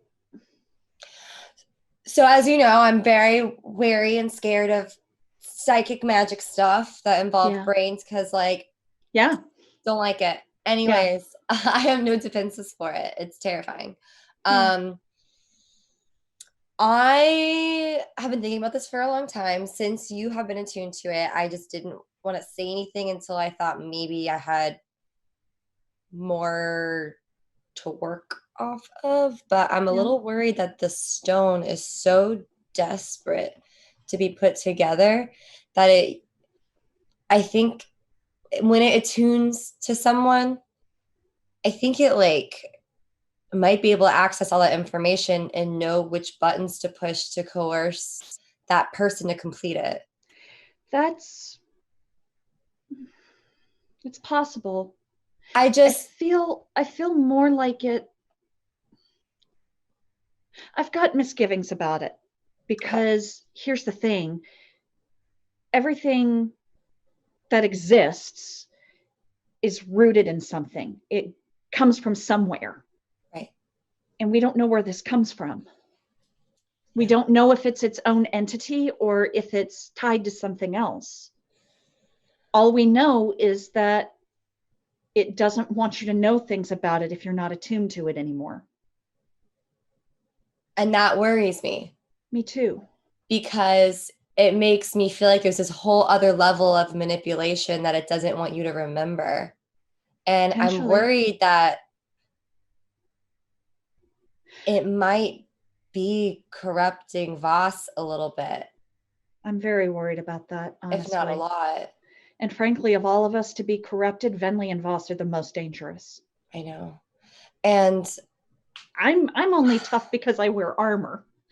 I mean, other than that, I'm squishy. I'm so easy to kill.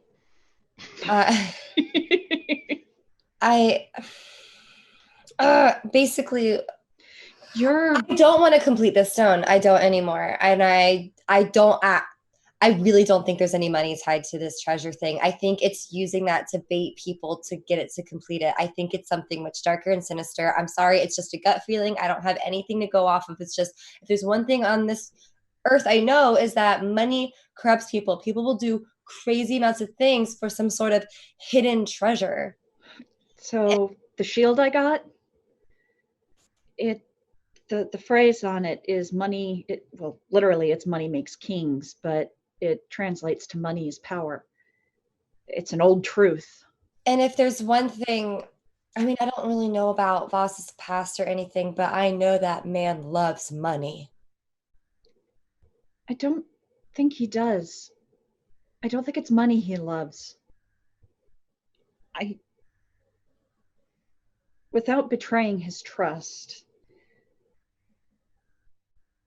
I think he loves something more than the material. Okay, how about this? It's not that he loves money just to have it. Whatever, I guess his goal may be or something. I don't know if he even has one. I mean, he has to. There's no way he'd work this hard if he did it. Yeah. I believe that he may believe that having endless amounts of money to go through, he could fix problems. I mean, I grew up with a lot of money. To me, money isn't like, I don't believe you need money to fix problems. I know it can really help, and it's easier to have it. Yeah. But I'm starting to think, if now that I've gone a little longer without money, I can see how easy it is to just wish you had that back. And I'm realizing if I lived more like this my whole life, where I'm trying to figure out where to get my next bag of gold or whatever from, it's just starting to make more sense to me. And I'm starting to understand the desperation and the feeling of that it could fix all your problems. I think the money is just a means to an end. I'm worried the stone is using this treasure, this thing, and knowing Voss has that drive when it comes to money to get to whatever his ends are. Honestly, I'm afraid this stone is a lock of some sort. It's going to open. I don't think it leads to money. I just don't. I think there's something trapped within it.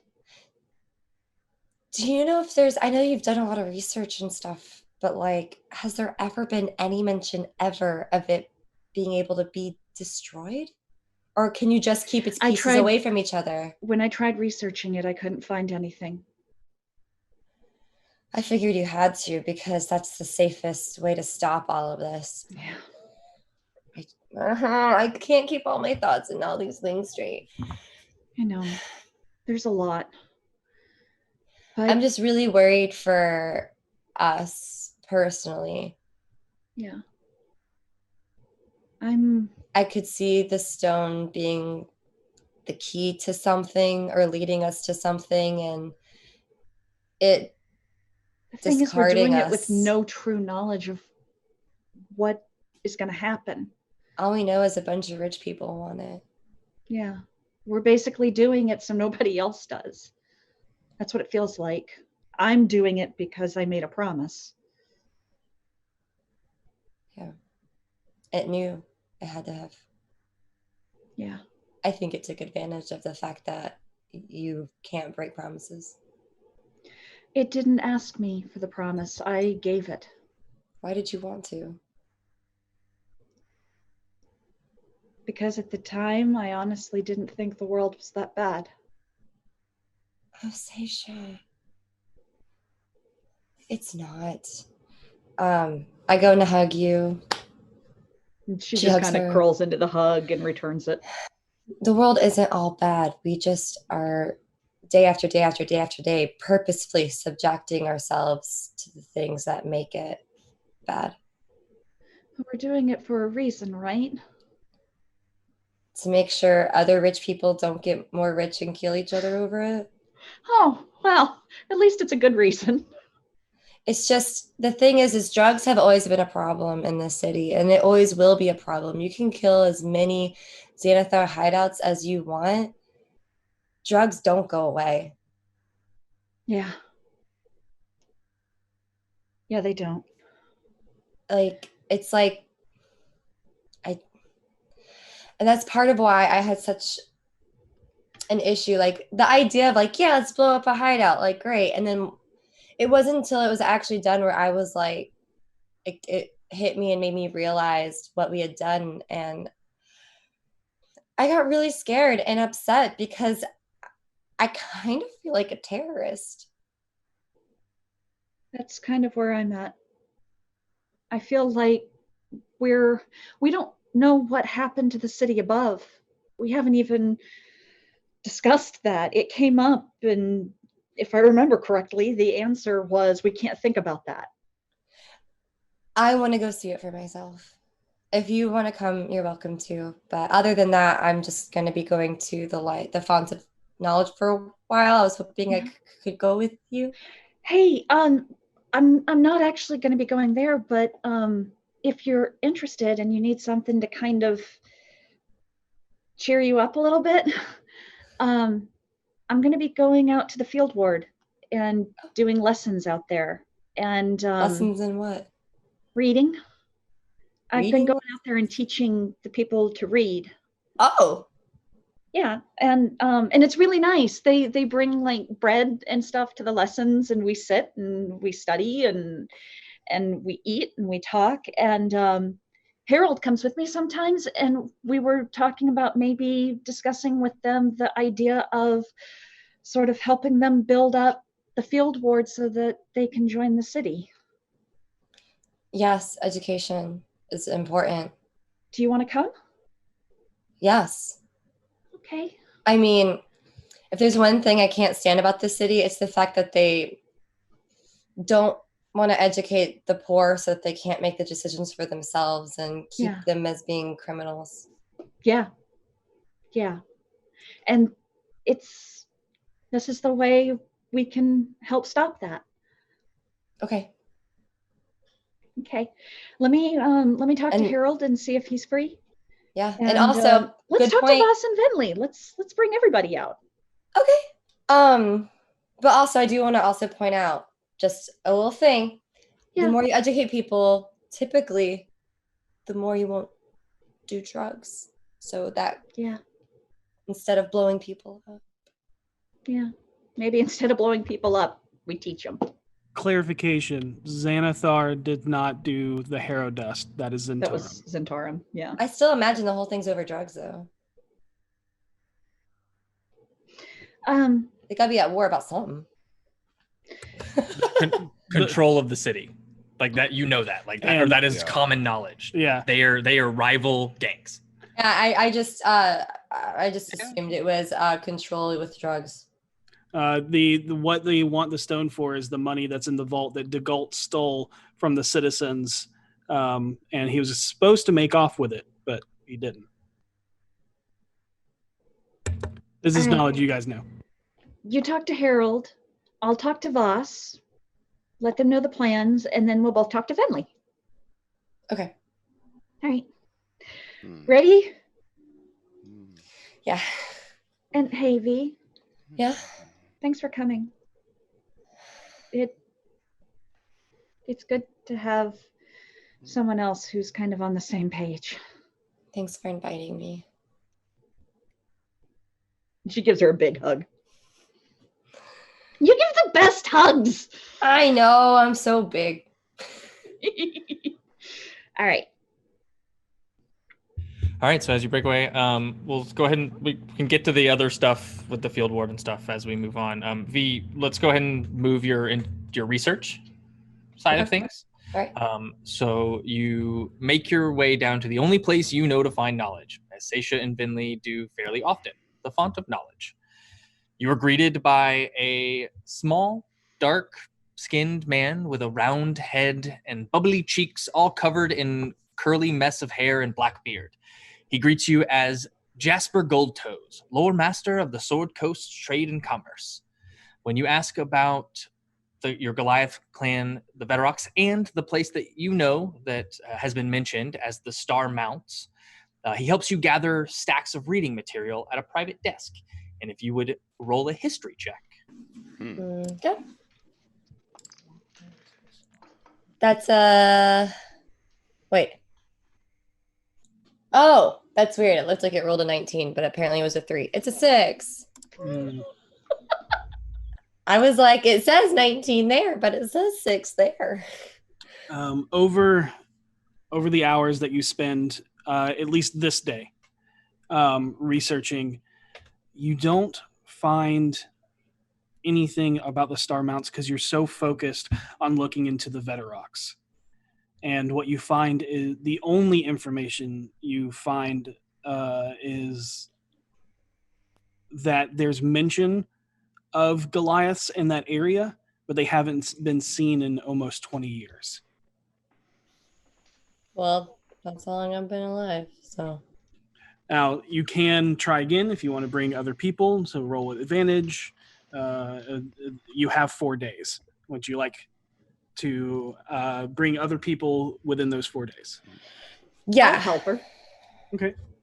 Yeah, I'm going to go back and be like, I'm terrible at this. Help me. How do I research? Yeah, and I think Vinley wants Yeah, I also have things I want to research. Yeah. Oh, okay. Then that So works. we could have a girls' day at the library. Yeah, We'll get our nails done and then go research. Okay, so let's continue with V first. Whoever would like to assist can roll one, and V can roll the other. Okay. I'll Go ahead, Vinley. Okay. What'd you get? I didn't roll yet. Hold on. Let's wait to see what you got. All right. I She got a got good roll. 13. 17. Yeah. Yeah. Say again. Do I add my modifier or her modifier? She it's got her. She's Okay. the one rolling with advantage. So add. my modifier is a +3. So dirty 20. Dirty 20. Okay. Okay. Nice. Yeah. 13. Yep. Near the you learn researching near the center of the high forest. The majestic star mounts rise far above the forest canopy, usually shrouded in clouds of mist, making the views of the peak impossible, but for a few days out of the year. There are 2 rivers, the Unicorn Run and the Heartblood River, that claim headwaters from these mountains.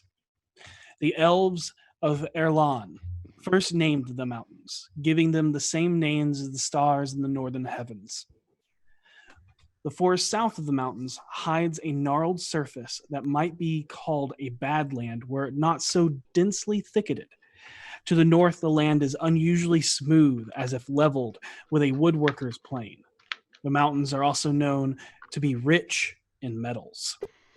The Star Mounts are an unapproachable curiosity. As far as anyone knows, no flying creature less powerful than a dragon can land there due to constant and usually fierce winds. Strangely enough, Aarakocra, the bird-like winged race, seem to have no difficulty in flying to and from the mountains, and a nesting tribe of them have taken home among the peaks for many years. Huge crystals dot the surface of the mountains, many as large as small houses. There are several uncharted ruins in the mountains with walls made of fractured crystal shards. When moonlight strikes the crystals, it creates a webwork of reflected light across the surface of the mountain. On a small internal peak at the heart of the Star Mounts, during the full moon, the crystals cover this peak with patterns of light. This is rumored to either generate a gate to another plane, or the light has the ability to resurrect anyone laid there within the cairn of standing stone at its top. these are just rumors and myths, and who knows if they're actually true. Along the base of the mountains and even into the peaks was said to be a roaming tribe of reclusive nomad Goliaths. They were notoriously fierce with their war tactics against outsiders, but tightly connected to each other as well as the earth and the creatures that surrounded the mountains. But as you learned the day before, they have not been seen or reported of in the last 20 years. Because they're all dead. But Well, maybe there is some survived. I don't know. There's a lot of confirming things that you found in this. You know that they are said to be killed by a dragon, and you know that dragons can withstand this area. Can I find a map? Oh yeah, you can Okay. easily find a map. Yep. The star mounts lay in the southern region of the high forest, which is to the west of where you are now. Northwest. Yeah, more northwest. Yeah, northwest. Okay. I guess I ask the font if I can hold on to the map or keep it or maybe buy it. They direct you to the Scriveners and Scribes and Cartographers Guild. and Okay. you can easily buy You one can there. easily buy a map of the high forest or, the Sword Coast. Yeah. There. Okay. But they do not allow you to take it from them. Right. Remind me the well, V doesn't know. Remind me the name of the mountain. Star Mounts. Star Mounts. Yeah, it's a series of mountains. Yep. Okay. It's called the Star Mounts. All right. I'm gonna go to the Cartographers Guild. Okay, you can easily find a map of a small section of the Sword Coast that includes Baldur Gate, Waterdeep, Neverwinter, and areas all the way up into that forest, and includes the Star Mounts. Yep, the Evermoors, the High Forest, and kind of that whole northern section just south of Icewind Dale and the Ice Peaks. Yeah, if you were to walk it'd take a while. Yeah. Yep. All right, so we're gonna jump over to Vinley, who's at the font, and searching for certain things. Mm-hmm. And if Seisha's also there, I would like her assistance with getting to the more restricted books. Okay, you most certainly can.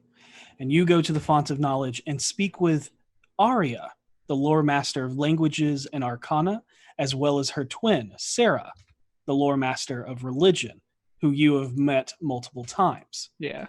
You are also introduced later to Hysius, the lore master of elven history.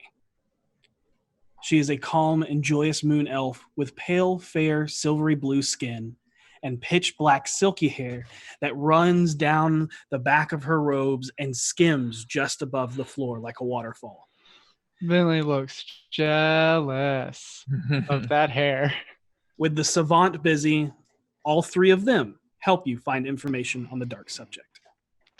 Perfect. Yes. Go ahead and make a history check. Hey, since I'm there with you, what are you researching? You'll see when I get the books down. Okay. 25. I rolled a 19. All right. You realize that she's pulling a lot of books about undead and necromancy and things of that nature, but that's not really anything out of the normal for your necromancer wizard who creates undead. Code Rex.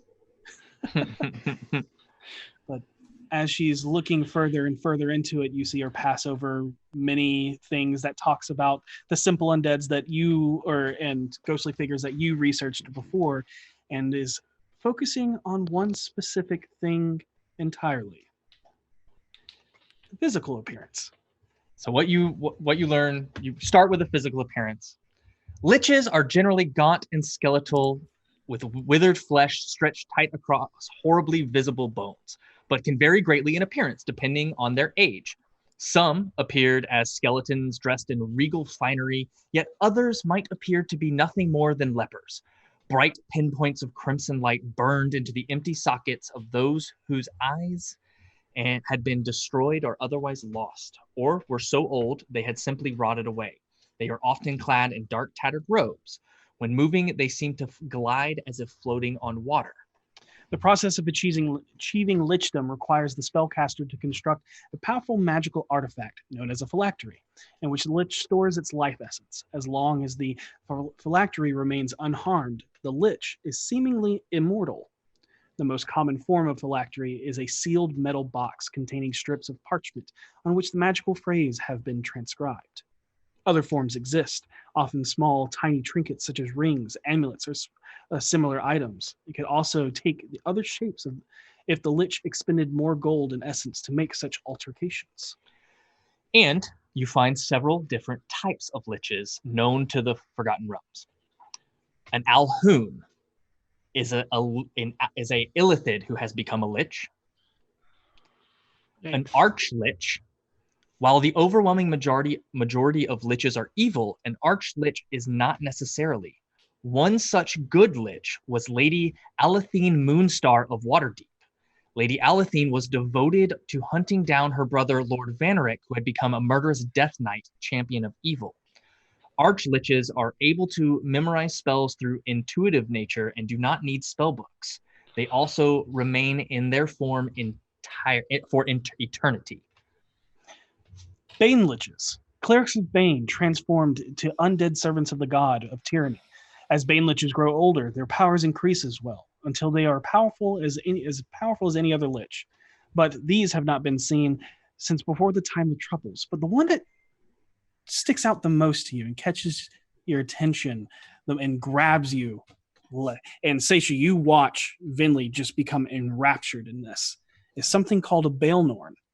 And a Baelnorn is an elven archlich. They do not use phylacteries, as their undeath is gifted to them by the Seldarine themselves. Elven liches become undead to become backbones of their family. They are sources of magic, wise counsel, and guardianship. One of the most notable Baelnorns was Elothan Nesequa, who ruled over Belenthome, an island off the coast of Evermeet. It is said that they were destroyed by a zealous elven knight, and their death created a rift into the Feywild. Finley, are you okay? Yeah, I found it.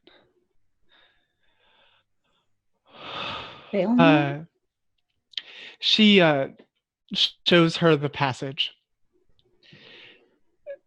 and then whispers pretty low, "This is where I'm from." Really? Nesequa, their last name is the name of my home. Do you think that a lich protected my home? That's neat. Oh my god. Is it still there? No. They were murdered. I think I have to go. Wait, where are you going? The Black Staff. Okay, I'll put the stuff up. Thank you. Yeah. You also learned of two others. Oh, okay. Yeah, Demi liches and Draco liches. Gotcha. Yes. But you, yeah, like you were getting to that aspect of it, and then you were Don't like, care. don't care. Got it. Valinor. Take off towards the Black Staff. Seisha notices that helping Finley research that there were two mentions of good liches, and one of them was a Baelnorn. And one of them was of Waterdeep. Yep. So, Vinley, as you make your way to the Blackstaff Tower, towards Blackstaff Tower, we're going to take a break. Damn. Always with that Amazing. timing. They're great with it. My heart dropped when I heard their last name. I was like, Oh my gosh, I just realized I was the one who got to learn where you're from. Yes, the island of Belenthulm, but the kingdom of Dessequa. Yep. Kingdom. Yeah. We are going to be back in about 20 minutes or so. We're going to take a quick break. And don't forget to enter #Beyond and #Eldritch into the chat to win a Mythic Odyssey of Theros digital book copy. from D&D Beyond and a custom miniature from Eldritch Foundry. Yes. That will be pulled at the end of the episode. So please make sure you get those in, and we'll be back shortly. And we're back. Whew. Fun first half of getting out of the Xanathar Lair and some intense family roleplay as they try to figure out what to do moving forward. And now we're into 4 days of downtime. Vinley is on her way to the Blackstaff. And that's where she is researching liches. Researching liches. And she's like, because it's like down the street, right? Right across the street. Yeah. Oh, okay, cool. Yeah. So she's like very poised and proper as she's like quick stepping across the street. The arch back just. Is she power walking? Oh yeah. Like if you could see her feet, it would almost defy physics about how fast they're moving. You find your way back into the depth of the black stone walls of Blackstaff Tower.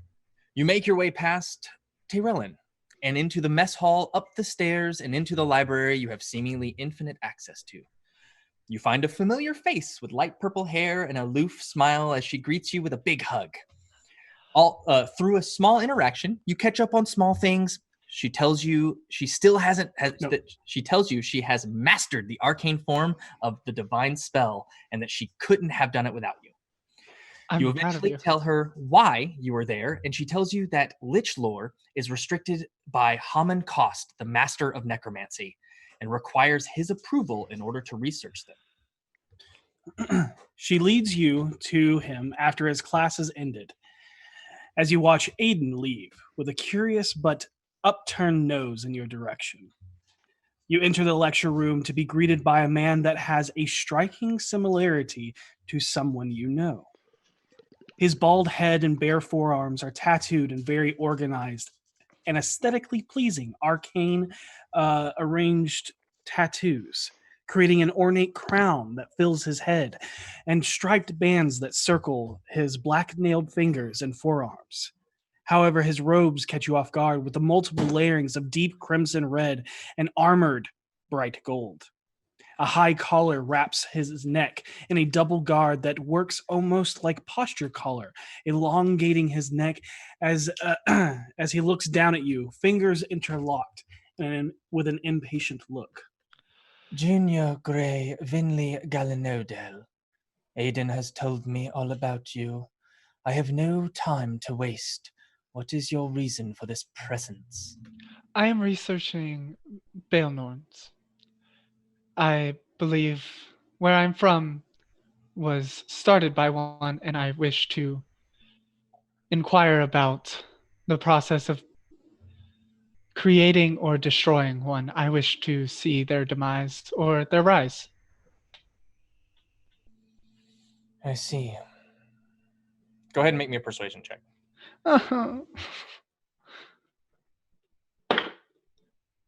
Okay, that's an 18. That's right, channeling the herald through you. So you wish to learn about the forbidden dark art of painfully sacrificing one's soul so that instead of commanding the dead, your soul becomes consumed by it, where your beauty and youth fade into nothing more than the rotting corpse that dwell within the city of the dead? No, I wish to research Baelnorns, a type of archlich. I am very well aware of what Baelnorns are. This way. And you are led into a restricted section of the library. And he pulls several books off and sets them down. And it is more... when you get into it, I'll let you know. But you basically get the sense that this is what you can learn about, and that's it. Okay. For now. So I will begin pouring through. Go ahead and make it a history roll. Come on. Okay. Okay, that's not terrible. That's a 16. Okay. So a lot of this is more so about how phylacteries are created. And I know Archlit or Baelnorns don't use phylacteries, correct? Correct. Their power stems from their love for family and desire to protect their lineage. It is gifted to them by the Celadrine. Gotcha.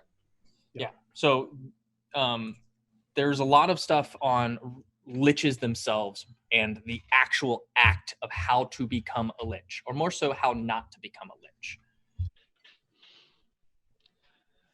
I pay particular attention to the second part. Both equal parts, but also warning signs of not becoming an evil entity consumed by dark desire. You should be good. All right, so looking into the evil way of and what not to do, you learn that most liches become this way through means of necromancy, using magical receptacle known as the phylactery. In some sources, the method of becoming a lich is referred to as the ritual of becoming or ceremony of endless night. The process is often described as requiring the creation and consumption of a deadly potion, known as the elixir of defilation, which is to be drunk on a full moon. Although the exact details of the potion are described differently in various sources that you are reading through, the creation of the potion almost universally entails acts of extreme and utter evil, such as using the ingredient of the blood of an infant slain, or a heinous act against someone you love by a potential lich's own hand, or other similarly vile components. The potion invariably kills the drinker, but if the process is successful, it raises again some days later as an undead lich. So as you continue to read on, looking specifically for Baelnorn stuff, you actually find a little bit. It is rare, and you can probably get the sense that elves and elven society keep this lore very close to their chests. And if you want in-depth stuff, you're probably going to have to go to an elven city and an elven specific library. But there is some information here. You find a general description of what a Baelnorn is. It is a willing undead elf, where they are the elf equivalent of liches. They are hardly as disturbingly wrong as the corrupt undead, and they do not project the fearsome aura that the regular liches do. They are sustained by magic and granted life of a sort of beyond nature. Baelnorns appear largely as they did in life, though an immediate yet subtle clue is the existence of shriveled and wrinkled skin turning slightly translucent over time. Some of the oldest Baelnorn seem to have little more than a hint of body hair and skin around their skeletons. Unlike liches, though, this was the extent of their degradation, and they did not fall into the loose piles of bones. But elven unlife is very similar to their lifespans, and human liches live for centuries. No one has ever reported a millennia-old Baelnorn. The method of becoming a Baelnorn is high magic and divine ritual. And that is all you know about it. High magic. All right. So you do learn that the process to becoming a Belnorn is completely different than becoming an actual Lich. Yeah. Yeah. And something you can kind of get or piece together is that they're more chosen and don't choose themselves. All right. She files all that away and will head out.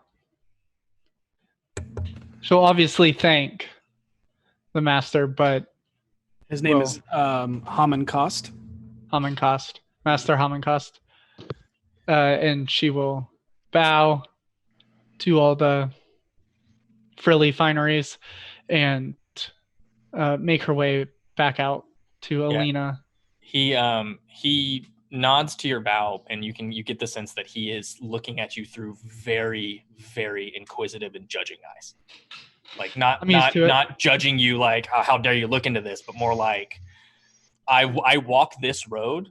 I know exactly what you're doing, and I'm keeping my eye on you, basically. Yeah.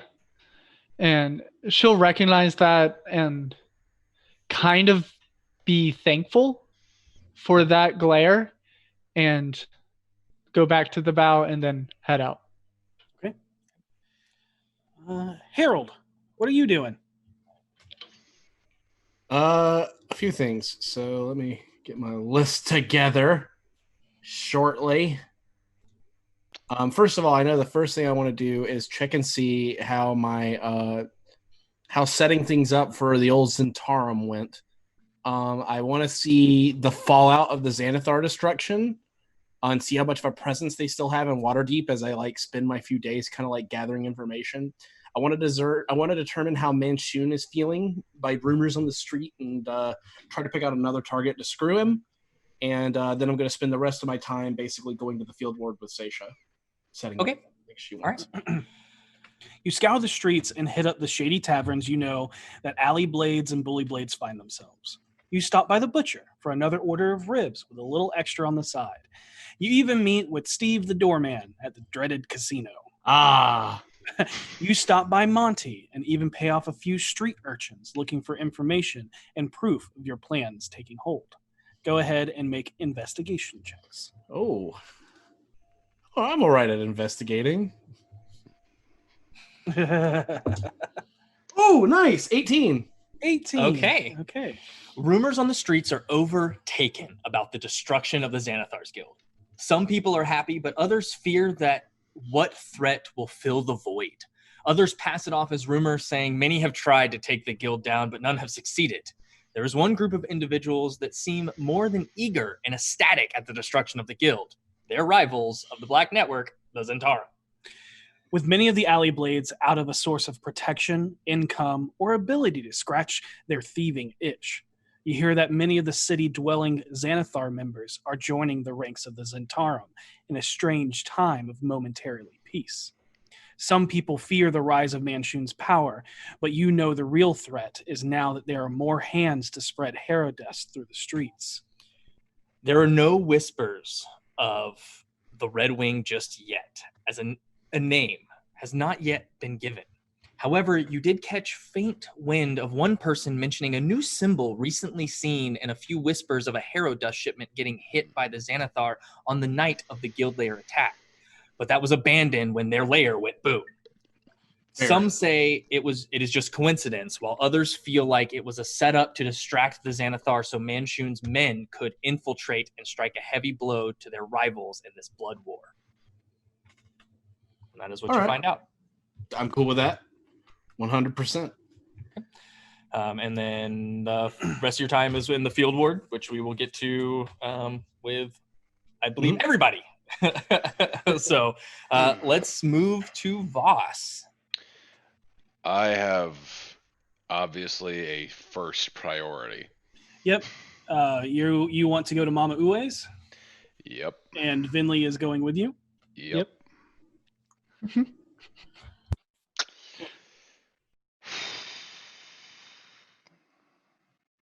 How much is this going to cost? It's my only All thought. the money. Probably. You make your way through the city, as it has begun, in the morning, begins to wind up, and make your way to where there's an alleyway that leads. Okay, yes, leads to an alleyway with to a doorway with multiple arcane wardings and an ever watchful raven. You make your way inside to a deeply dimmed room as the reanimated familiar of her brother's severed hand feels you enter and motions you into a private room beyond the veil of a dividing curtain. Yeah, and I'm gonna assume that this is like the crack of dawn. Oh yeah. Yeah. As early as I Yep. And possibly can get it. I also have my 3 familiars out. Okay. Are you holding the frog, or is it like hopping behind you? Yeah, I have the frog, Okay. like a stack of books. Got it. I hide my discomfort. They were a gift. I'm sorry. It's not your fault. This is you don't. I pray you never meet one of them. As the sun is just cresting the peaks of Mount Waterdeep, the area before you is nearly dark, save for a few candles lit in the corners. A pungent red smoke stings your nostrils as it permeates the room. In the center, you see Mama Ue sitting in the center of a ritual circle, seemingly in a trance, until you hear... You also notice, through the smoke, a fine silvery thread of magical energy that looks as if it is being pulled from the center of her body. Vinley, you remember seeing her in this astral projected state before. Mm-hmm. What do you do? I stop Voss from saying anything. No, the last time I did this, bad things happened. I immediately take rank behind you. Gotcha.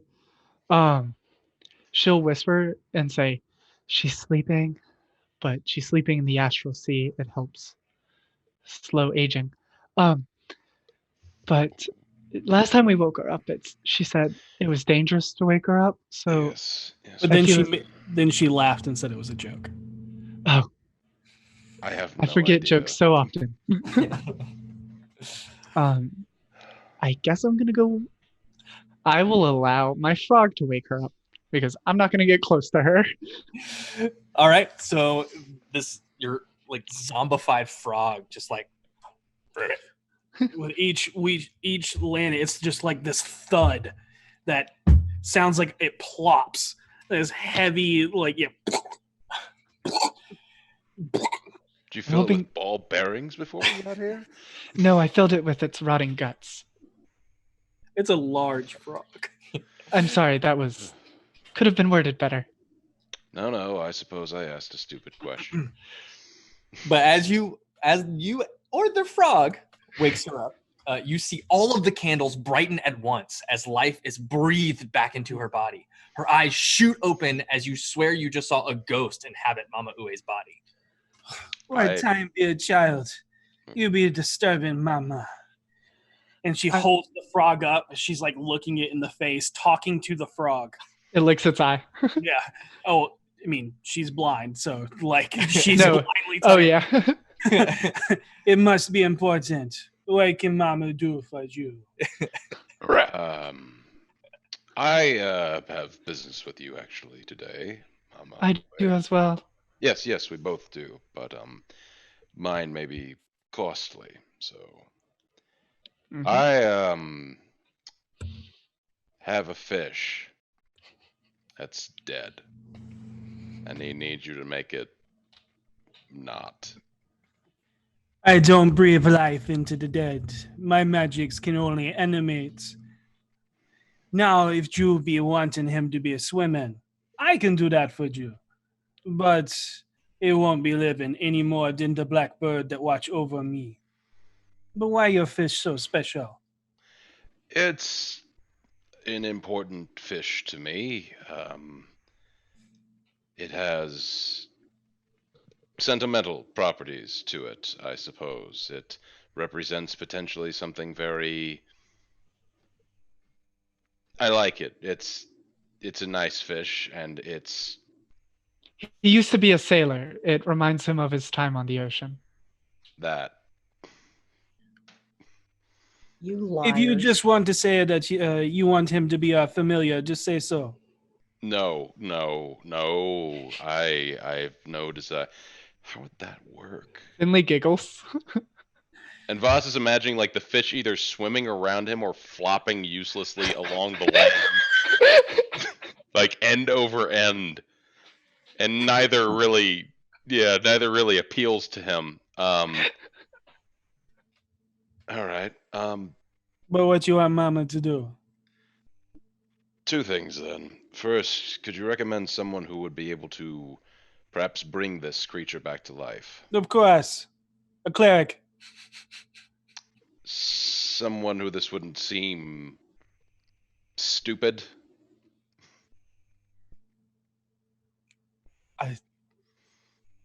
Latanda.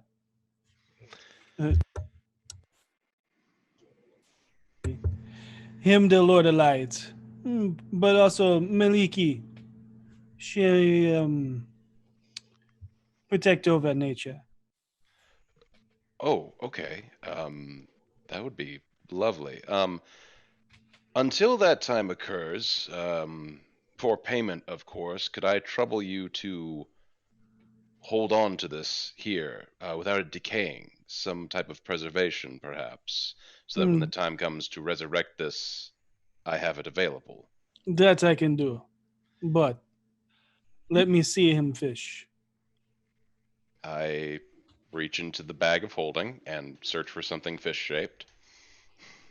And you feel something broken and fishy. Ugh.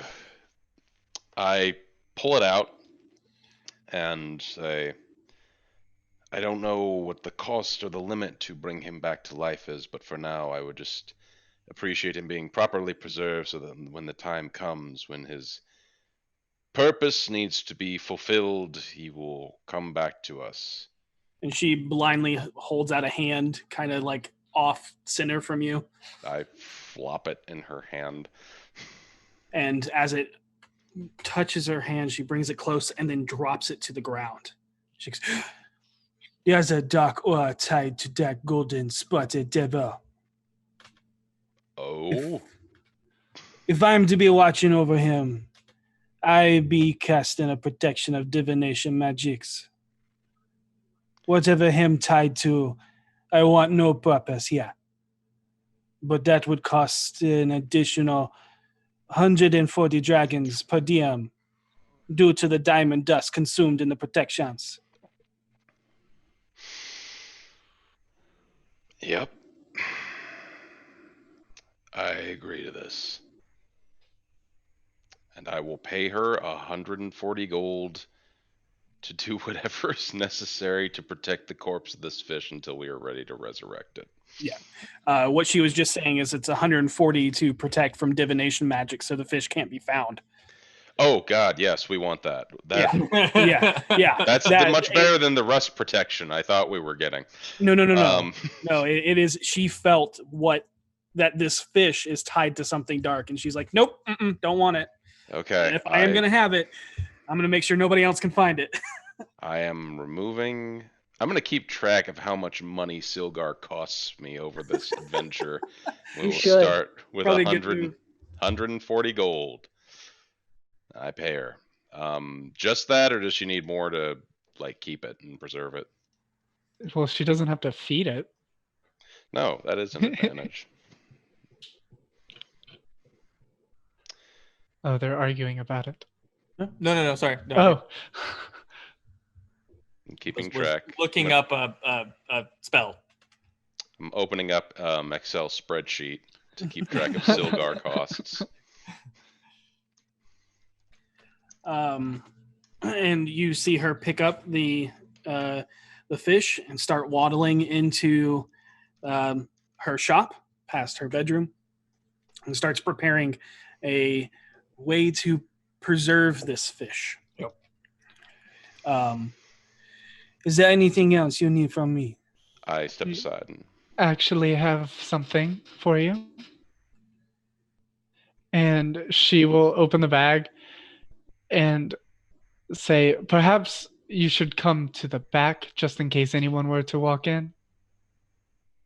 Do you want me to watch the door while you do And that? you see her just kind of stand silently as if staring through you, not only because she's blind, but maybe something else has happened. And she goes, "We are being watched over. No Okay. problem. Him know to make noise." She will pull the Grell corpse out Mm-hmm. and put it on her counter, and She'll feel around it and then go, "What I been eating with that creature?" I figured, much like you were making me a talisman to protect V with her body parts, you could probably find a way to make talismans to protect against specifically things from the far realm, since it seems to be so abundant recently. I could possibly use that as a base for protections. And you could charge almost double for it. You mix it with a base of dehydrated lion's mane mushroom. Hopefully, them make proof against the madness. And I was hoping, perhaps to get the price for the talisman for V knocked down in exchange for this corpse. Go ahead and make a persuasion check with advantage. Yes.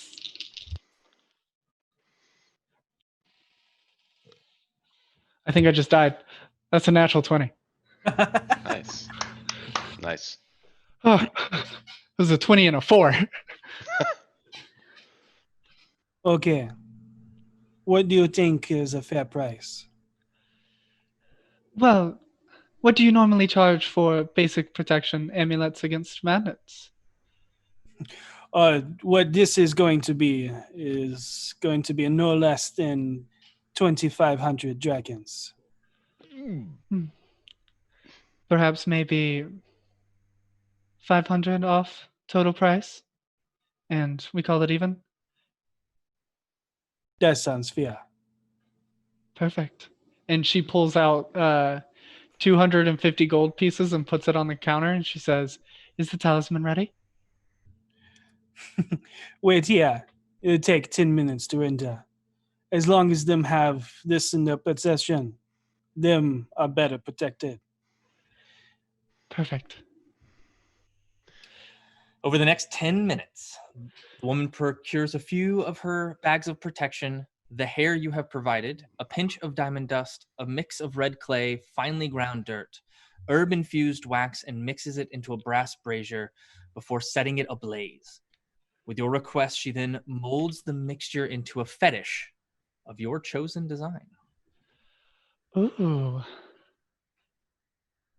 I want it to look like, kind of like Bob Bush, like a single sprout, like with the motif stamped into it. Mm-hmm. You know what I mean? Okay.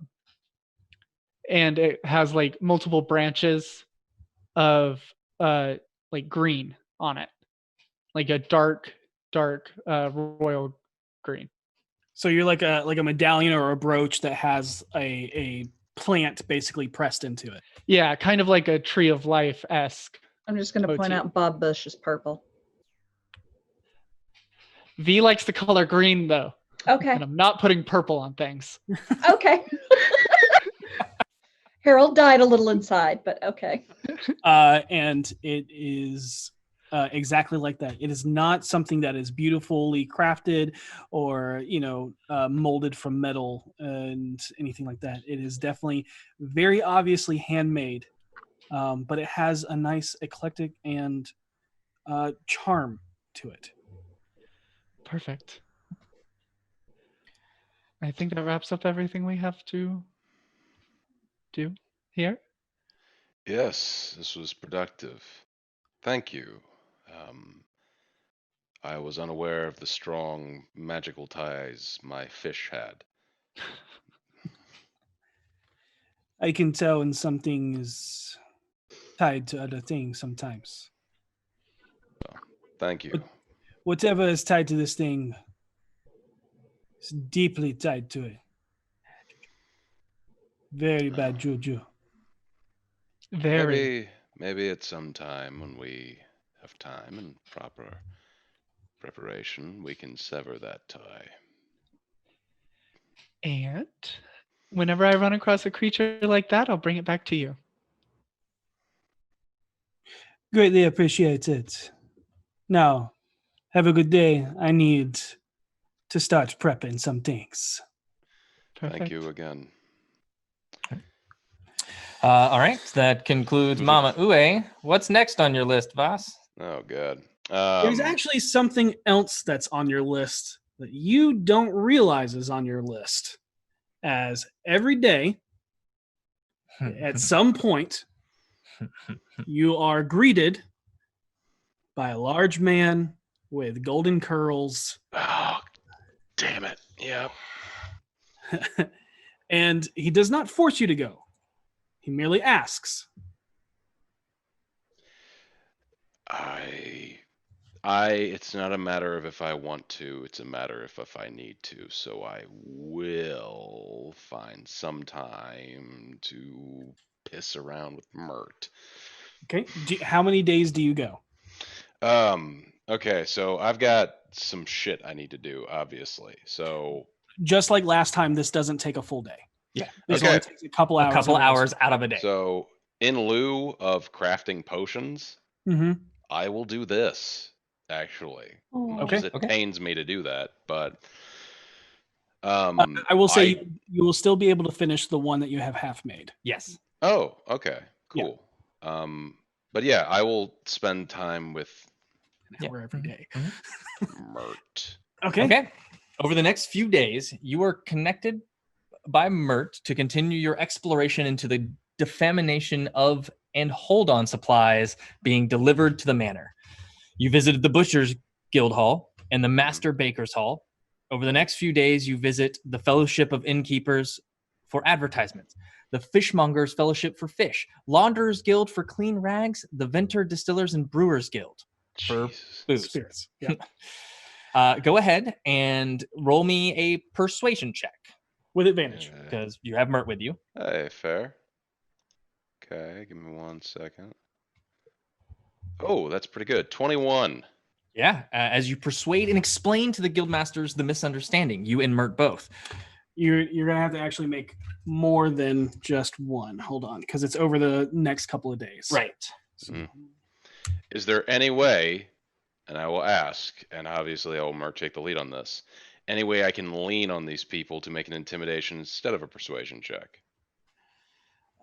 You would is that know that impossible? doing that in this particular moment, you're trying to clear your name, and if you come at them hard, you're probably going to look more guilty. Yeah. Fair enough. All right. Yep. I'll make it. These are people that literally have your business by the business. If you know what Okay, I mean. I made another persuasion check. Is that one also at advantage? It is, Yes. yeah, because you're with Mert the whole time. Okay. You are both talking. 15. Okay. Okay. And one more. One last One one. more. Okay. And natural 20. 22. Okay, all right. Okay. D&D Beyond. Go ahead and While you're also talking with them, you're trying to gain information as to why this has occurred. Mm-hmm. So go ahead and make an investigation check. This is not at advantage. yep, 5, No, 3 times. 3 times. 17. Okay. Another natural 20. 25. Okay. And 23. Or 22, Wow. sorry. Nice. Yeah. All right. Very well done. D&D Beyond. So with the help of Mert, who knows how to grease palms and throw his weight around both figuratively and metaphorically, you're able to persuade the guild leaders into realizing it was a misunderstanding through false rumor mongering, possibly started by a patron angry over poor service or another jealous of the business you may have been stealing from. I remember the name of that made-up business that Harold came up with. Yep. And you blame them. Yep. Yes. They all agree to continue shipments at the start of the 10-day with a reduced cost for the misunderstanding. As for your investigation, with every interaction, you learn that there isn't a single one single person, but a multitude of random people that is spreading the defamation of your tavern. They're not described to be anyone you know or could recognize. However, you realize that it feels orchestrated and purposeful, as if to send a message from someone powerful. The only thing that stands out amongst all of the frustrating chaos is that one of the complaints was filed by a masked lord. Gee, I I'm wonder getting which one. Getting a fairly clear idea of what is happening here. Somewhat. Okay. You also expressed interest in wanting to know who the guild masters were. Yes. Yes. So you met all of them. Cool. Of the butchers is Master Butcher Armel Benoit. We'll copy paste this for you. That guy's the master butcher? Yes, he is. Oh yeah. Wow. Did not know. Okay. Yes. Of the bakers is Master Patissier. And I'll go ahead and ask if any of these names sound familiar to me. I doubt they do, but possibly. Master Patissier, Katerina Brulores, which is the baker on the side of meats and treats. Wow. The innkeepers, Master of Hospitality, Brathen Zilmer, who you have heard of, as the foreman mentioned that he is his boss. The foreman was the guy that helped make your place. Yep. Yeah. Huh. The fishmongers is Master Angler Ibrave Halotrel. Fancy name for fishmonger. Yeah. Yep. The Master of the Launders Guild is Master of Cleanliness Jeldith Kondar. And the Vintners is Master of Spirits Razar Slisson.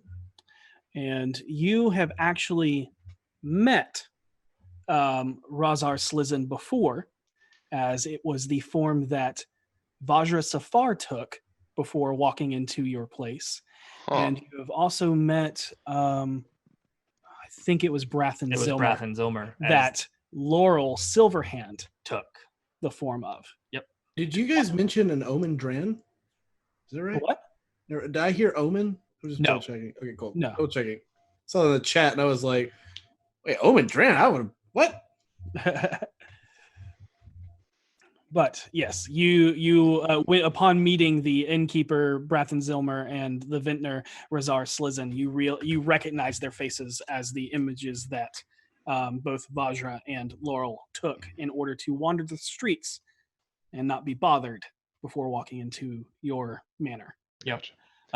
Also, you notice that Mert is very curious about the mention of a masked lord being involved in the deception, and blatantly asks you, "Now, who the hell did you piss off?"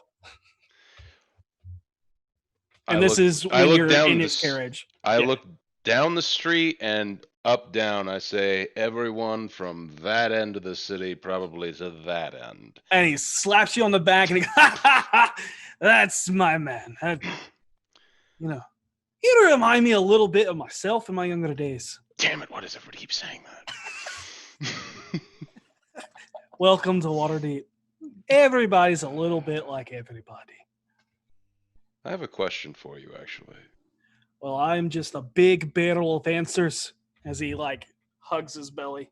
This is a personal one. And I will say again, this is while you guys are in the carriage in between Okay. trips. Well, it depends on how personal you want to get. Word reached my ear that you once worked for the Iron Ring. All right. That's a little direct. But let me tell you a story.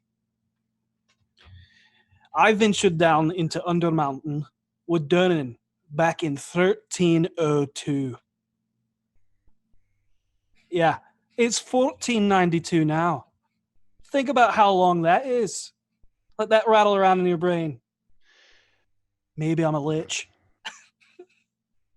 Anyways, I became a spy for Waterdeep and infiltrated the Thieves Guild previously, the one before the Xanathar Thieves Guild, under the guise of Thonius the Thief, which eventually led to the eradication of the original guild from the city. You did that. I mean, I didn't single-handedly do it, but my hand was involved. I was stirring the pot. I'll go ahead and insight check him. I don't know if it'll do much good. And you but- can insight check for this whole Yeah, thing. just make an insight. Yeah, for the yeah, yeah. Not great. 9. Hard to read. Like, you Yeah. get the sense, like, I mean, it's a story. Take it at face value, or Yeah. believe what you want. Yeah, But you maybe- can't tell. You can't tell he's lying. Voss wants to believe this is true. Yep. Now, after that, I was tasked with keeping tabs on Skullport because of the infiltration abilities that I had shown and the capacity to survive Undermountain that I had proven before with Dunnan. It was during that time that I met Transtra. She was a Lamia noble servant. I'm talking like mad hot on the top, but like a snake on the bottom. But she could take the Really? form of a person, typically a fortune teller. And she was the current leader of the Iron Ring with Skullport around 1370, I believe. And I met her because I frequented her fest hall in Skullport. And her underling and lead slaver was a piss ant dwarf with a fetish for minotaurs. I guess he liked them horny. I think his name was Amerigo. Yes. I believe that was his name. But she was my informant, at least unbeknownst to her. And, maybe possibly occasional lover. However, that was the most certainly beknownst to everyone the 4 floors below of her establishment. That snake could hear something like earthquakes. Yes, there are powerful people in organizations like that. And is there anything else you like to know about little old me? Yes.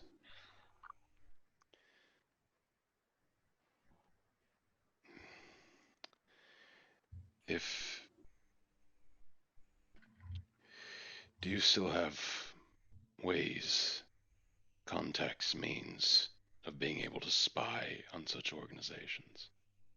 Oh, I gave that up a long time ago. But I might be able to weasel something for you. And how much would you charge for that? Depends on how much work it costs me, but we'll figure that out later. Let's first get square on the tavern. Yes. One debt before the other. Yes. Thank you for sharing this with me. Thank you for having the balls to ask. I have been informed by at least 4 different people in the city that apparently you could easily kill me, so I don't know. What do I have to lose at this point? Oh, you don't say. And it's about that time that you notice that there's a small dagger, but butt end, pressed against your stomach. A little bit quicker than I thought, didn't I? Yes, I suppose agility hasn't lost as you've wrapped yourself in layers of fat for the winter.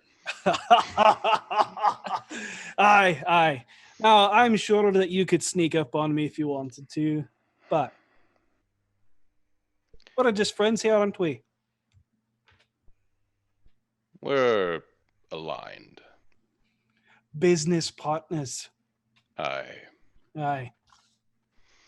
Don't go stabbing me in the back and I won't stab you. I'll take you at your word on that, and I extend hand out to him. And he wraps his hand around your forearm. This has been enlightening. Thank you. And I appreciate the help that you've given this bar. There's nothing light about me. Lost his laugh. And after every day, he drops you off. Okay. And, looks like we got this business settled. See, it wasn't so bad, you and I hanging out. Hopefully we can do it again in the future. We may, actually. Thank you. All right, now get the hell out my carriage. You had such a good moment. Kick the door open, get out. And you can hear him just cackling as it drives off. You can Yeah. just hear the boisterous laugh coming. I almost forgot for a moment how much I hate him. Your passive insight definitely picks up that his "get the hell out of my carriage" was not No, I know. Yeah, I know. is definitely he likes poking bears. Yeah, but You're a big cuddly one.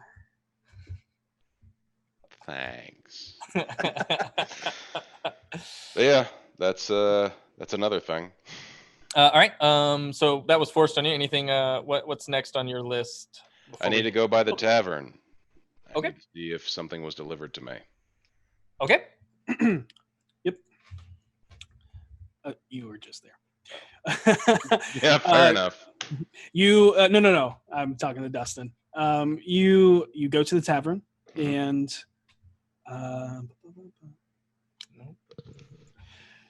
you walk in, and Kara actually lets you know that there is a shipment in the cellar. Thank you. Did it say from who? She does not know. Understood. I'll give it a look. And whenever I feel I'm not being watched, or whenever I feel the cell is empty, I would like to go down and look what is inside the shipment. As you pry open the box, you find a mangled and disheveled brass and red clothed figure of a Nimblewright. I close the box back up, nail it, necessarily. Obviously, I can't carry this myself. Correct? Got it. Say again? Obviously, I can't carry this myself, right? Not the crate, no. Okay. I make it in a way so it looks inconspicuous, so nobody's going to bother it, drape something over it. Just let it be forgotten. Yep. For now. Do you want me to make a stealth roll for that, or? No, you just cover the crate back up. Your Okay. workers aren't going to look into your own business. Yeah. Cool. I get up and I go find Seisha. Okay. What's your passive perception again? My passive perception is 15. Okay. Thank you. So you go find Seisha. Okay. Hey, Hey, do you still have that Nimblewright detector? I would imagine I do. I never got You rid do. of it. I'll You leave it to you. I do? Okay. Yep. Yeah, why? Do you remember the Nimblewright that we took that from? Yeah. I'm going to go visit the Temple of Gone and return it to him, along with a shipment, something he's been wanting for a little while. Okay. Well, You're welcome to come if you want. Oh, sure. This is getting into my business, which you asked. So, here we are.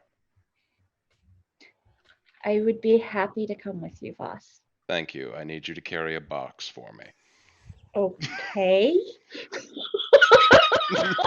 It all becomes clear. It's so fucked. Oh, okay. Where is it? It's back at the tavern. I had it delivered. Okay, well, if I'll I'm wait going to to carry tell that, you. you're going to have to carry this. And she hands him the Nimblewright detector. Oh my. Yep. I will help you. I'm not asking you to carry it by yourself. How big is this box? Decently sized, about human sized, I imagine. It doesn't have a person in it. I'll tell Is you it what's the inside it. Nimblewright that it was looking for? Oh, okay. I used my contacts to get that back. We may receive a bit of cash, but there's something else I want to do too. And while I'm at the, if I'm assuming you're at the manor, Yeah. I asked to wrap up Avron's remains, which seemed mechanical as well. Yes, you said that you gathered that last time. Yep, I take that as well. Okay. Depending on what you're doing, Katie / Seisha, we can take care of this now, or we can do it later. I'm fine with either option, whatever the Okay. DMs prefer. We can go through this. Yep, we can do it now. Okay. We go down to the cellar. We go back down to into the tavern, and I display the box. I open it up so you can see what is inside of it. And it is. You recognize it? Yep. Melted and broken. Yikes. That, Yeah. wow, go Harold. Harold, that spell, that seems to be very, very useful. Yeah, I'm really scared of somebody casting that on me.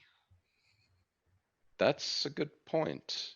I need to get those snaps on my armor like the guard captain had. How much would that cost? I don't know. Have That's to ask Embrick. Something to look into now that we actually have some money that will Yeah. soon be fleetingly leaving our hands. Probably.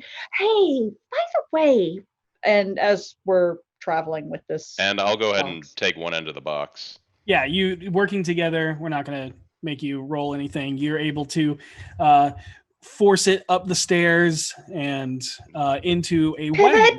Pivot.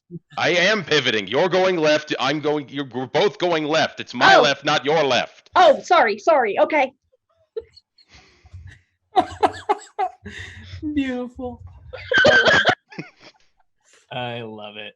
All right. All right. So you make your way out and load it onto a carriage and head down to the House of Inspired Hands, the Temple of God.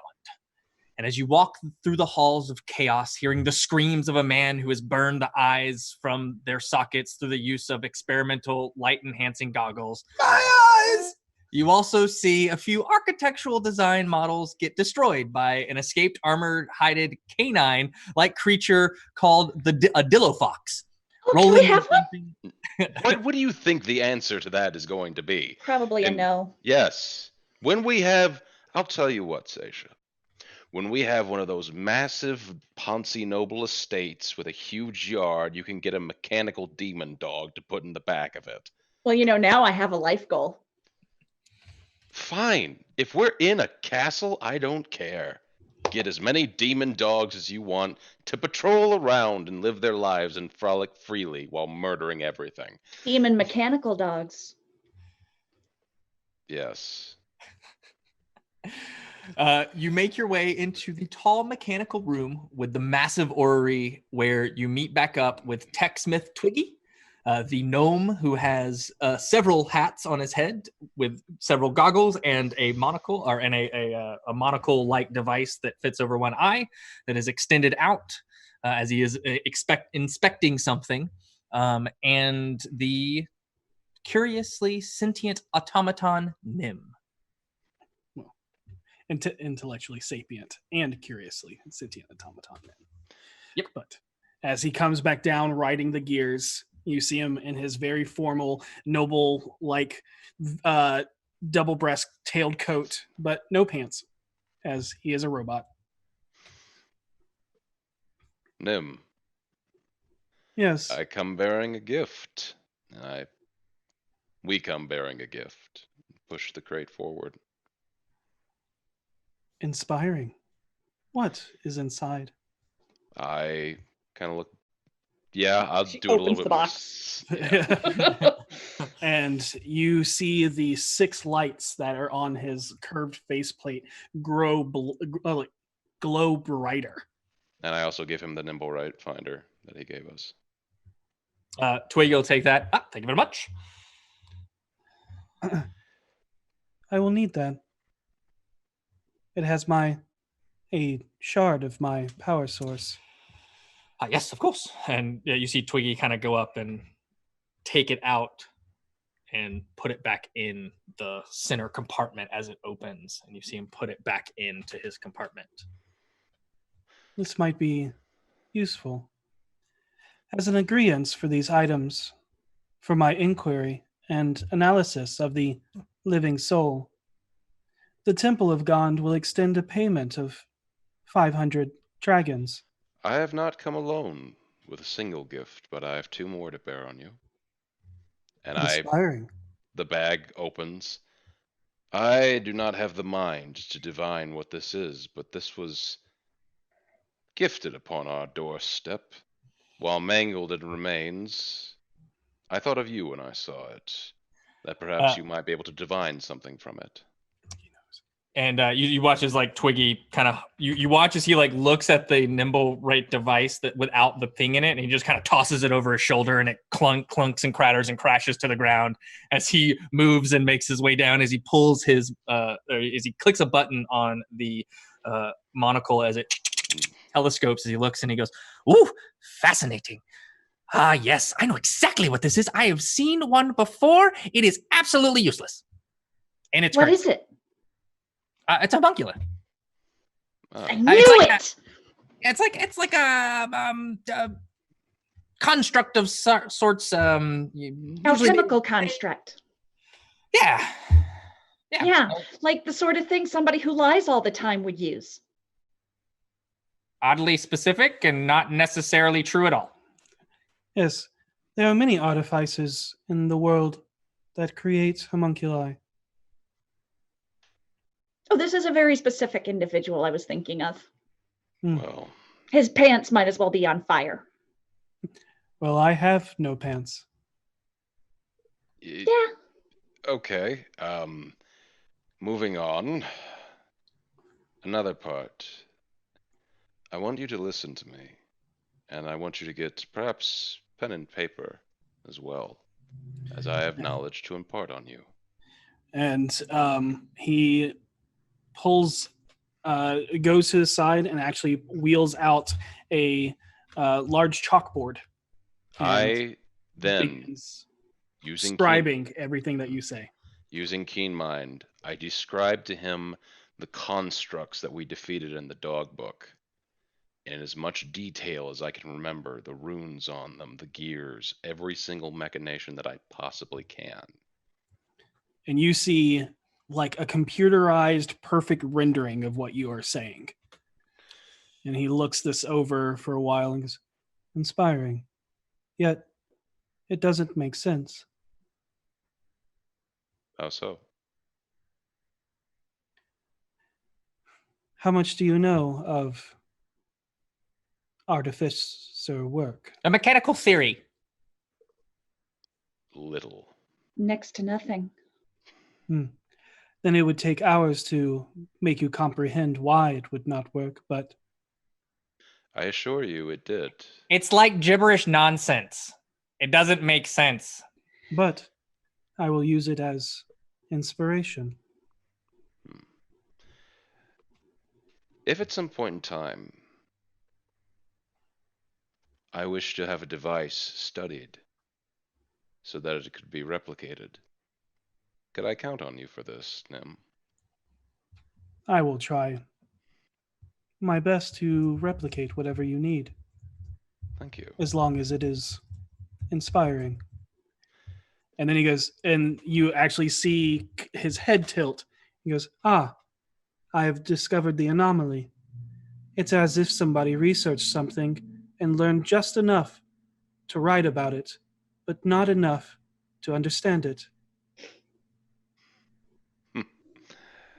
That's pretty fair, I think. Well, that does explain a few things. Yeah. Thank you, Nim. I may visit you from time to time. I would like to see the progress you make, and I tap the crate. You are an interesting person. A person. Inspiring. Yes. A person. Would you be willing to commit yourself to being a subject of an experiment? Do it for science. Oh, details, sir. All details will be given to you at your next agreement. You do not have to agree to it as of now, but wait until you hear what I have. I promise it is magnificent. It is something I have been working on that I think you could use if it doesn't dissolve your bones. Speaking of things that you can use, upon the agreement of the 500 dragons was also a non-magical wondrous invention of your choice, including adjustable stilts, a parapack, a bark box, a collapsing pole, or a matchless pipe. What's a bark box? It is a box that replicates the sound of a canine. Neat. Seisha, Yeah. you can pick the one. And if you want to know more about it, you can easily ask, and you learn that the adjustable stilts are the ones that you've seen multiple times that rise anywhere between 1 and 5 feet. How long is the adjustable pole? 10 feet. Or the collapsible pole? 10 feet? Yep, it's a 10-foot collapsible pole. Yep. You've actually seen one. Have I? Yeah, or Kira had it. Oh, that's right. Yep. A parapack is a parachute. Legitimately.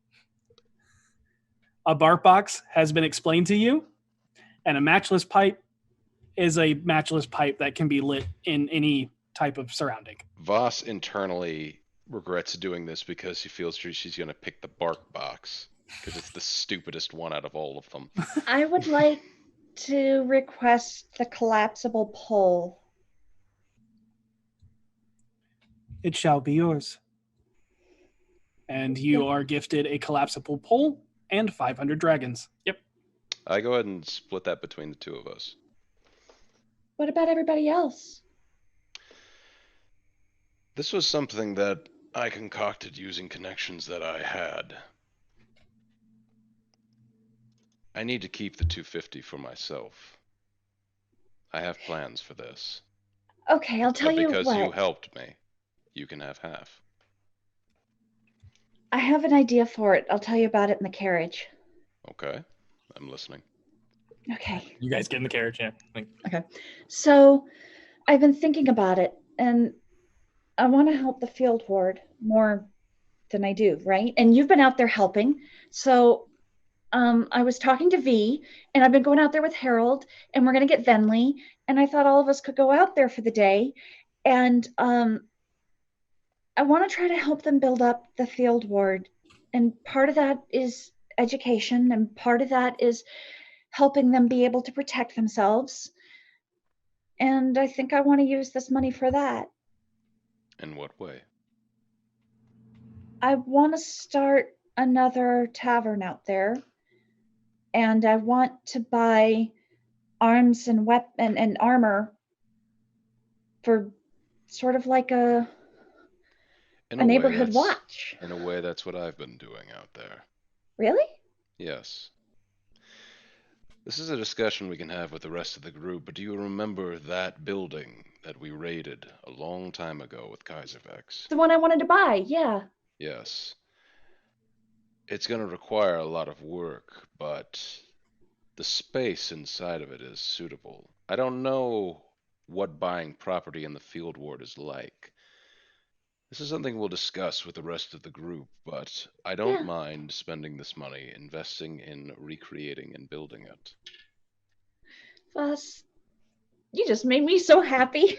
And she's going to lean over and give him a big hug. Oh, that's what I do. You know, you do when you're not pissing me off. There are certain aspects of what we're doing here I'm not going to be able to tell the group. You're going to have to accept that at some point. But understand that the things I keep secret, I don't do that to harm the group. It's not even just about the group, Voss. I want to trust you. And sometimes you make that really hard. I know. But everything I want to do involves the survival of us. And sometimes that means making choices that you're going to find distasteful.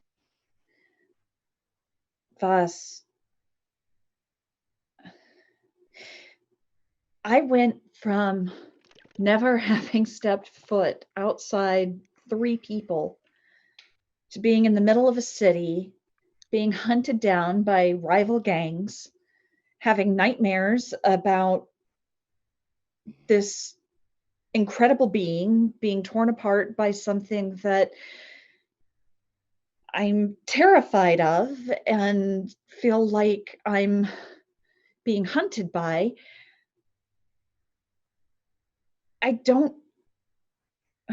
You don't have to worry about me being displeased It's with not you. about you being displeased with me. I'm not worried about that.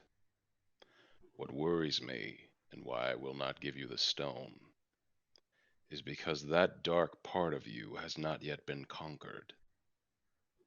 That is what you need to do next. Do you acknowledge how dangerous it is for you to have this stone, though? I do. And you can put a zone of truth on me when I say I don't want to have this. I believe you. But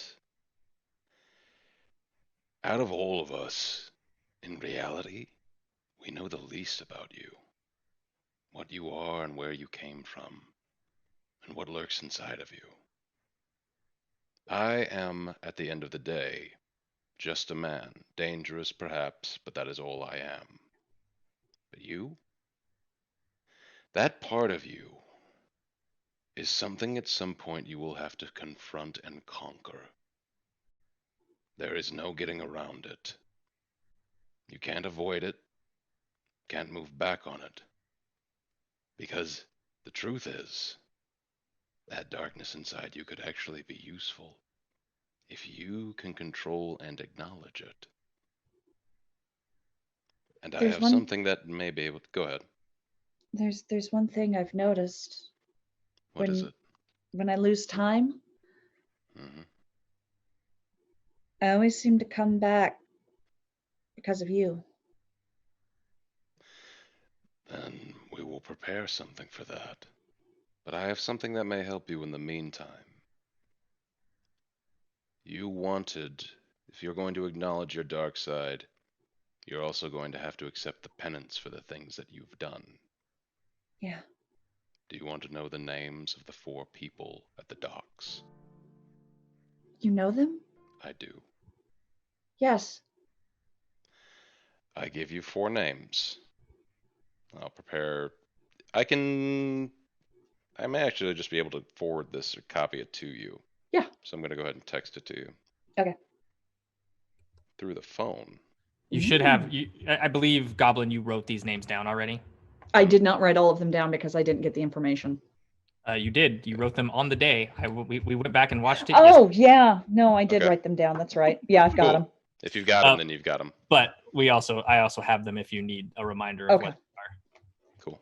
No, I think I've got them in here somewhere. Okay. I'll just go through my notes. I got a few. Yeah, it's. Are you telling them to her now, Voss? Yes. It's. He has them. Okay, yeah. You have them? I do. Okay, cool.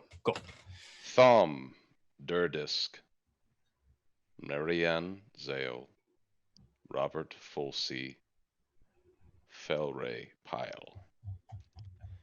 The one thing you need to acknowledge is that even though you've lost time, this, whatever it is still you. Much as it pains, you killed them. And if you accept responsibility for that and move forward with it, I think you can begin to start accepting. Just worried about the music drowning him out right now. Conquering and controlling this darkness inside of you. But we can't run from it anymore. Yeah. I never wanted to run from it, boss. So, what I was discussing with Jarlaxle about, this war between the Xanathar and Xantarnum needs to escalate. But what we can do is protect those who cannot defend themselves from it. Right. I want to go to the field ward, and I have been for the past few days, in teaching them to defend themselves, taking back that territory as if it was theirs, defending it as if it was theirs, because it is. And if the city will not acknowledge their presence and will not assist them, they must assist themselves. I'm going to go there tonight and patrol specifically for Harrow Dust. Can I come with you? Yes, but here's the thing, Seja. We've encountered these before. You've cured one. Yeah. You know what'll have to be done to the rest that can't be. Can you stomach that? Yes. I'm gonna insight check you on this. Okay. I got a natural You 1, can- so Well, it doesn't matter. Nobody out-truths the truther. you take it at complete face value. Okay. All right. We'll tell the rest of the group too. It may need all of us in order to do this. I just, what time? Late. Okay. good. Oh, one other thing. Gariel said thank you for the flowers. I figured as much. I like her. Fine. Understand she is a criminal. Yeah, well, I don't seem to have much problem running with criminals, do I? No, I suppose you don't. Can I tell you something? Certainly. I kissed her. Ooh. It was Forgive my me for first. not having the freak out that perhaps Vio Miliano. No, it's just it was my first kiss, and it was really nice.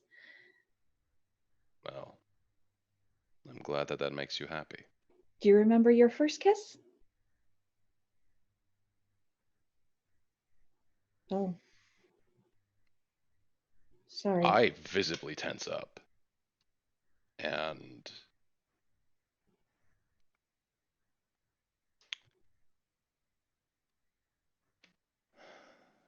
that's not a part of my life I want to talk about. Okay. Sorry. It's okay. You didn't know. It's all right. It's who you Thank are. you. You're the question asker. I am. But I've learned a lot since we got here, and I've learned that not all knowledge is meant to be shared. No.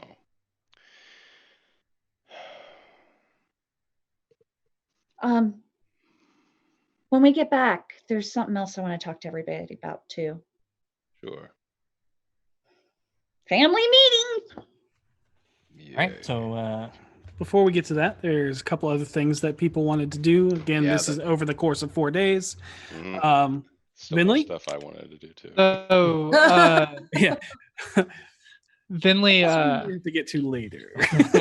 on probably the first night or the second night, she sets up down in the fighting pits. Actually, she will set up her spread for reanimation. Okay.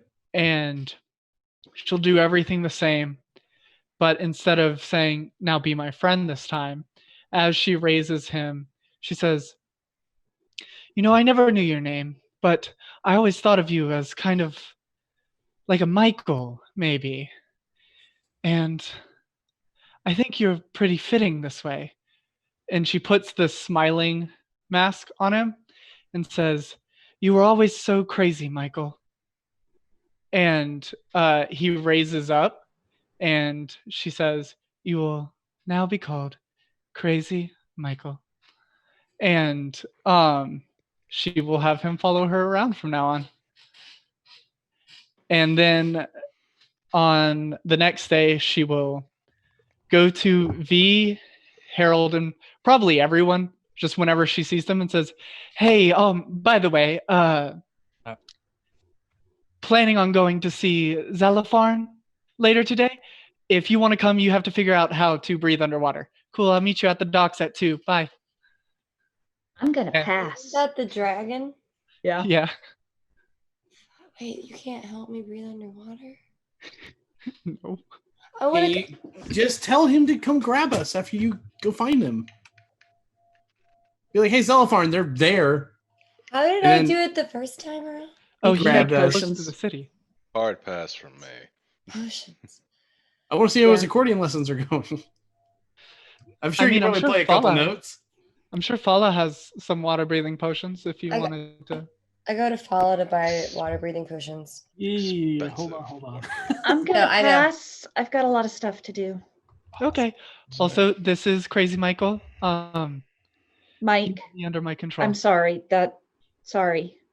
Crazy Michael. Oh, did you call him Mike? He doesn't Yeah. prefer Mike. He actually I don't know prefers Mike. why. I don't know why. I just Yeah. had this sudden urge to say Mike. Oh, yeah. Maybe a past life or something. Yeah. Must have been. All right. Okay. So you go to Fala? Yeah, I go to Fala and I ask about potions that let you breathe underwater. They are there in their shop. And they tell you they are typically $250, but with your discount, they are $225. Okay. Let's see, where's my money? I always do this. You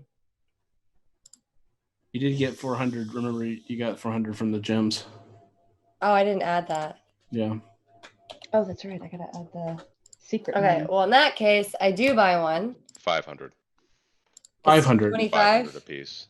Oh, it was 500? I thought it was No, 4. it was No, it was 400. 400. It's 400. Yeah. 2,000 So split. by way. 225, you said? Yep, 225. Okay, I buy one, but I actually, right as I buy it, I stop. And I actually say to Vinley, actually, I'm not gonna go just yet, but is there a way for you to, like, do you know exactly where he is, or are you searching for him? I was probably just going to go to the kelp forest and swim around for a while until he sees me and grabs me. Okay. I'm not going to go with you today, but I want to go with you again in the future. Okay. And she just holds on to the potion. Yeah, I just figured it'd be something fun for you. Yeah, no, thank you. No problem. And she will like scuttle across town to like a little food store that has like probably the bakery in the dock ward, and get little cakes. Okay. And put them in a box and put them in her bag. Mm-hmm. And then go to the docks and she'll rent a boat, I guess. Okay. Yeah. So let's say a total of 5 gold for travel, the cakes, the box, and the boat rental. Okay.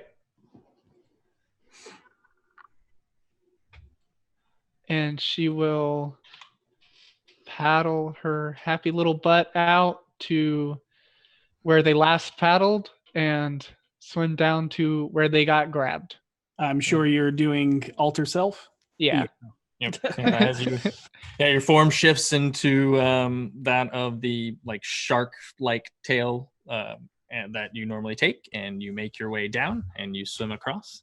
And as you dive down into the waters of the bay and see a seafloor littered with shards and shrapnel pieces of wood sunk into the sand from the remnants of the eye catcher, not swallowed in the pit of Umberlee's cache. In your altered form, you easily swim down and through the coral reef, not quite sure of where to go, before you are quickly surprised and grabbed.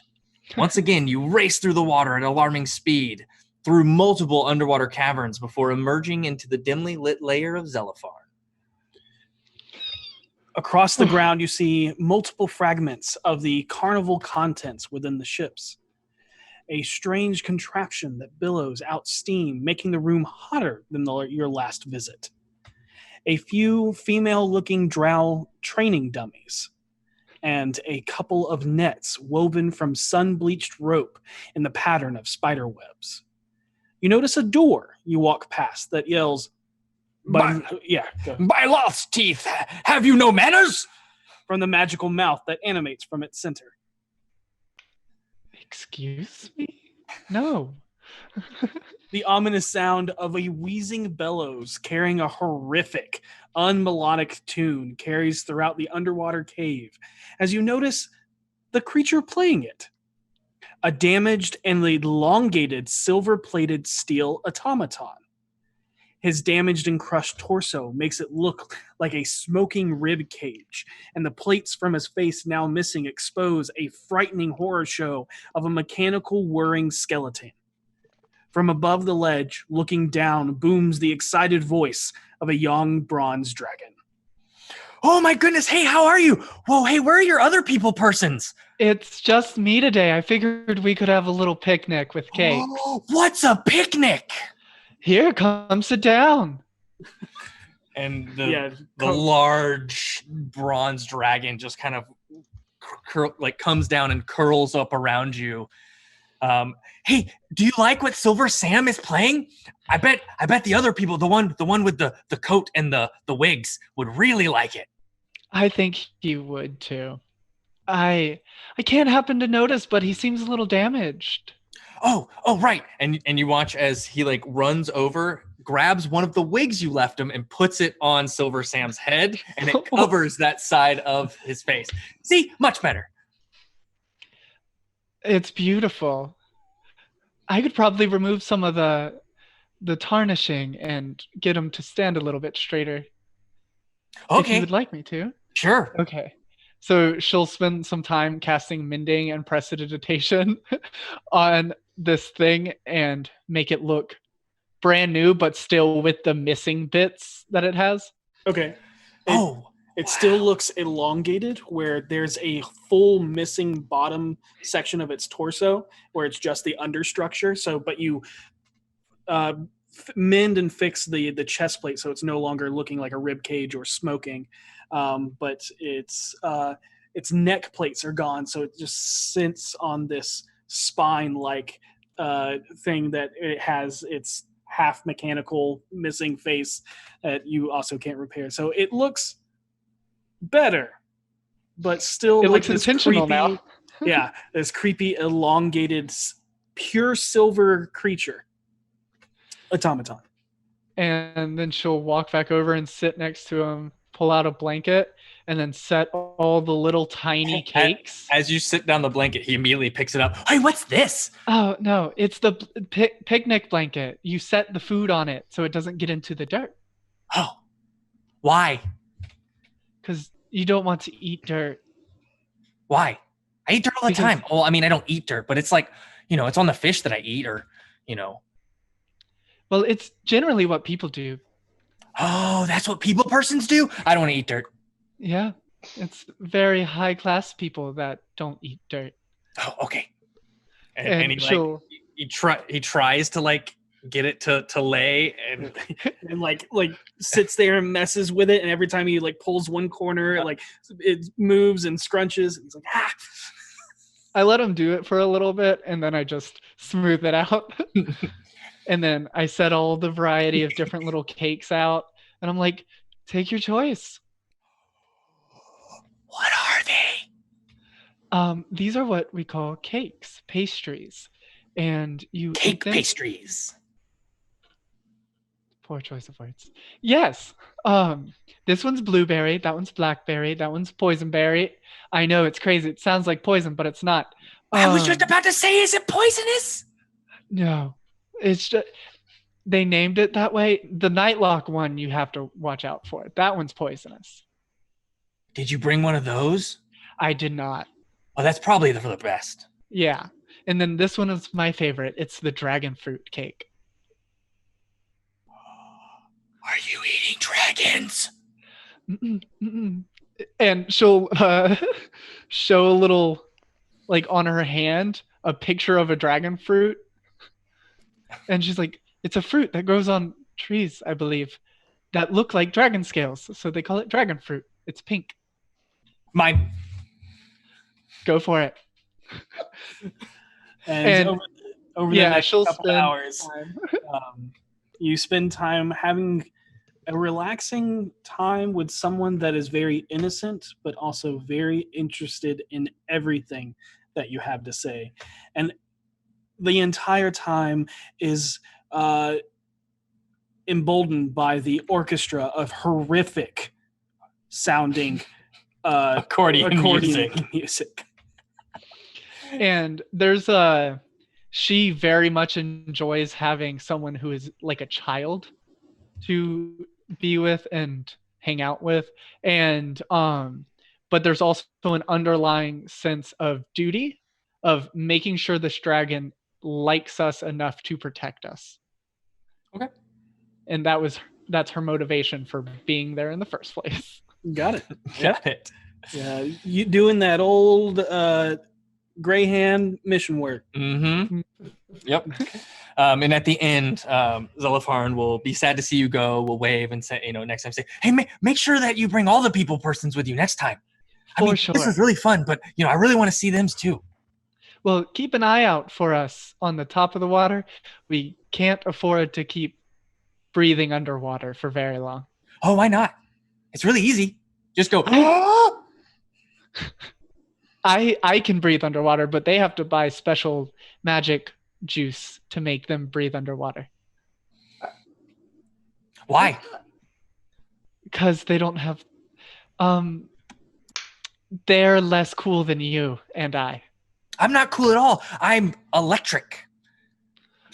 Shocking. Well, it's been wonderful, Zelipharn. yeah. And okay, let me take you back so it's faster. Hop on. Thank you. And she'll get on. And Hang for a on moment, tight. there's like legitimate like happiness, like childlike happiness. Like I'm riding a motherfucking dragon. I just have to say, this is the wholesome content we need right now. This is so adorable. I like how you're like, I'm gonna Pavlov's dog him. Disassociate. And he zooms back and brings you back up towards your. Yeah. But he does not break the surface. Yep. He stays like a good no less than 15 feet down. Perfect. And I will appear to be walking across the water as I walk across his hand, get in my boat, and start paddling back. Okay. And I look at Savard and I'm like, God, I wish you could help. Oh my God. Get your fat frog to jump up and down. Yeah, just There's someone else that wants to visit the dock ward, and we're going to go to Seisha. Hello. Yeah. Oh, just real fast also, I get 400 gold pieces worth of spell components and I copy every single one of those spells into my book. Boom. Easily doable. Sounds great. Yep. Seisha. You make your way back down to the Skewered Dragon, a charming shithole that is more of a front than a booming business. And before you even walk in the door, you are met by the vibrant red-headed vixen with looks and attire designed to distract and catch people off guard. Her wide-brim hat she wears sits curled against the crooked, broken post she's leaning against. Well, I must be blessed by some god, truly, for the angel has returned to my sweet graces, unharmed no less. I hear you got wrapped up in one of Davil's schemes. By the way, did tall, dark, and brooding give you the message of my gratitude for your gift? He did, yes. I'm glad you liked him. They really spruced up the place for a few days and helped kill the smell of this wretched place. I have them drying for keepsake, currently in my quarters. I could show you if you don't believe me. Last time you saw me, you left me speechless. I just think it's unfair. Well, I was just being honest. Actually, yeah, if we could go somewhere private, that would be good. Okay. You expect to be taken back into the tavern, somewhere that she may have an office. But the woman begins to instead walk down the street towards the docks. You walk for about 15 or 20 minutes, playing catch up with small talk about anything that has changed. Your encounters with Manchun, your adventures in the dog book, which both confuses and amuses her. She even remarks on your new shield. And as you come down the Sternpost Street, you look down the long dock number 9 and notice the ship that takes up the entire length. Not quite as large as Commodore Zord's ships, but still a 3-mast galleon vessel. And at the bow is a beautifully carved wooden mermaid woman bound in a weave of rusted chains. There she is, the only other beauty to take my breath away. Seisha, meet the chained mermaid. She's beautiful. What, she's yours? Yes, ma'am, this is my ship. Gariel, she's beautiful. That she is. How long have you had her? Oh. Me and this girl, we've been together for, well over a decade. Served me well. She continues to walk forward and beckons you up the plank. I follow. She takes you aboard and shows you around the top of the ship as you astound and impress her with your knowledge of the workings of the vessel of this size. Eventually, she leads you to the stern of the ship. She unlocks the back aft quarters below the top helm deck.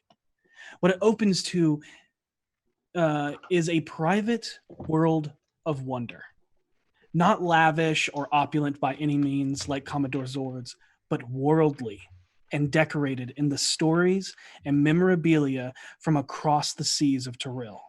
Artifacts, masks, scrolls, maps, tapestries, hookahs, paintings, weapons, and yes, even books.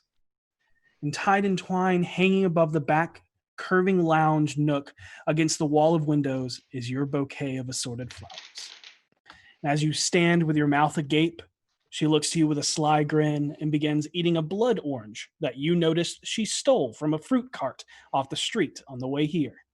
Now who's When I noticed she stole it, Uh-huh. I slipped payment for it. Okay, that's fair enough.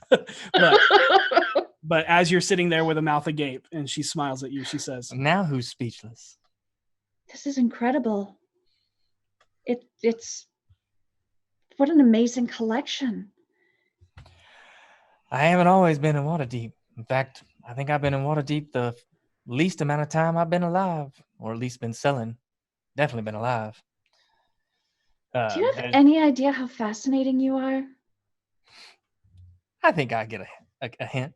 As she winks at you, as she walks over to a cabinet, opens it, pulls out 2 wine glasses and a bottle that she uncorks and pours 2 glasses of wine as she brings one to you and offers you a seat at the little nook just under where the flowers are drying.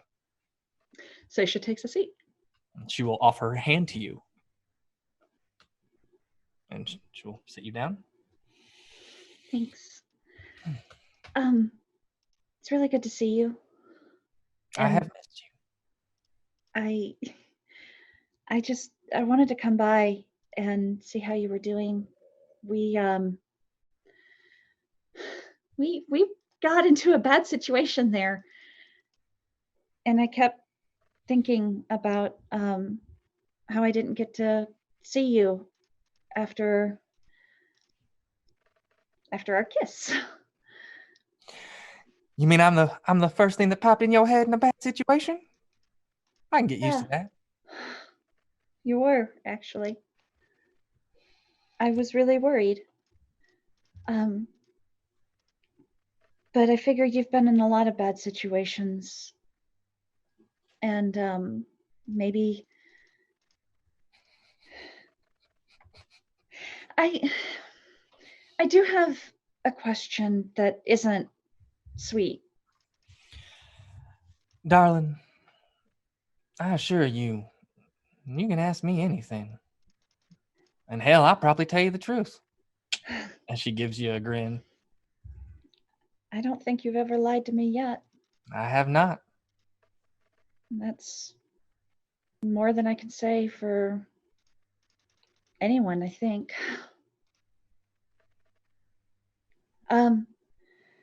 I was doing some research.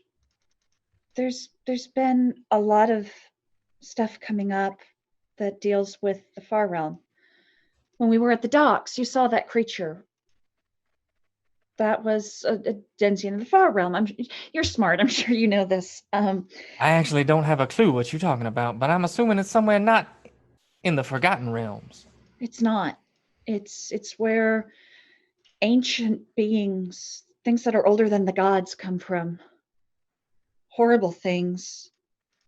Do you remember a little while ago where a bunch of the city had a nightmare?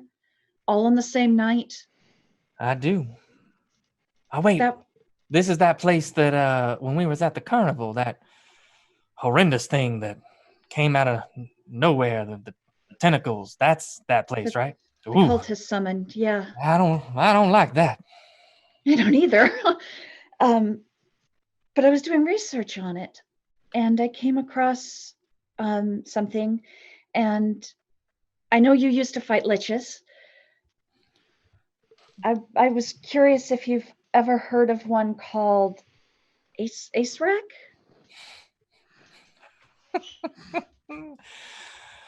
Oh, darling, do I? Really? What do you know about it? Well, let me tell you a story. As she takes a long sip of her wine. Asarak was an arch-lich who traveled between worlds and was known to take sick pleasure in devouring the souls of adventurers, whom he lured into trap-ridden dungeons, where they suffered horrible deaths. One such dungeon lay at the center of a lost city of Amu. Now this dungeon is called the Tomb of the Nine Gods. For Asarak slew 9 false gods and sealed them within. Now he had built this necromantic device called the Soulmonger. Yeah. From the essence of some undead god fetus or something.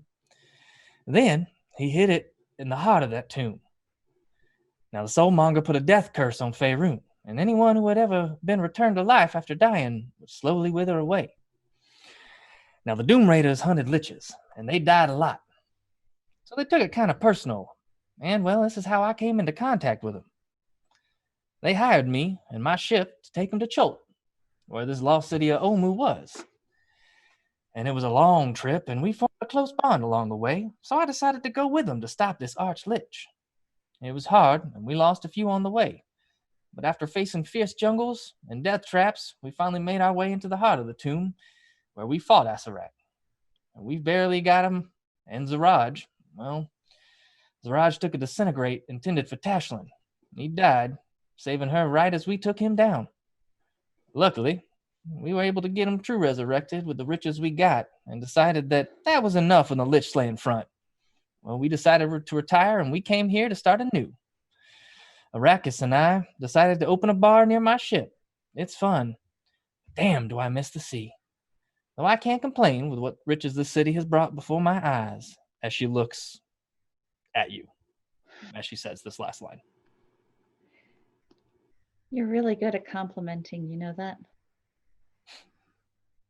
I wish I was as good at it.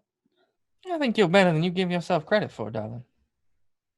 I don't have the words to tell you the things I think when I look at you. They're all good. You're really nice and really pretty. And you fought and won against, from what I read, was a ridiculously powerful lich. And he was. What happened to the Soulmonger? I believe it was destroyed, but I don't remember much. I'm just a little worried that maybe somebody found it. No, I'm pretty sure, from what I understand, from what I remember, Davil made sure that nothing would come of that again. Okay, good. Like I said, they died a lot. Yeah. And came back a lot. And with the gifts of the gods, and when Kellenvor smiles on you, you don't take that gift to nothing. He smiled on Venli. You don't say. Yeah. She and Harold died. But a friend of ours brought Harold back.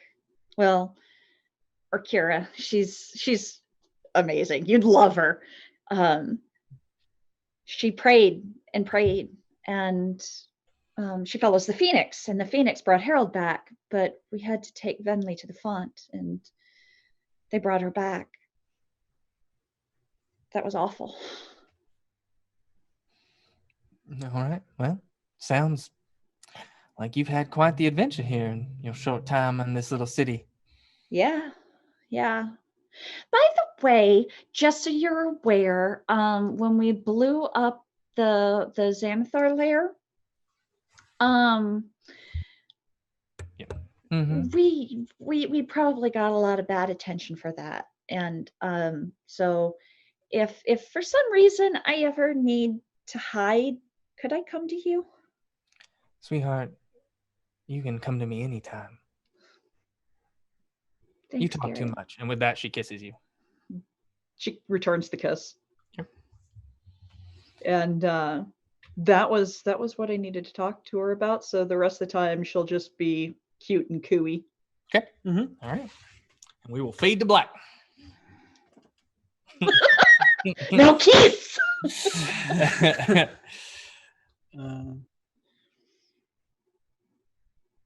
Yeah. So as you all finally come back together from your various times out doing things over the week, you all find yourself finally back together at Renair's manor, and as you settle down for Seisha to talk to you all and to figure out what is going to happen in the field ward, we're going to end tonight's session there, and we'll pick that up next week with the field ward.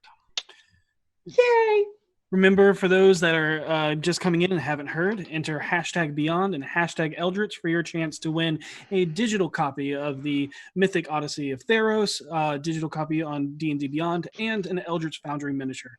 We'll have like another minute for that. Remember to enter only once, so you're not disqualified.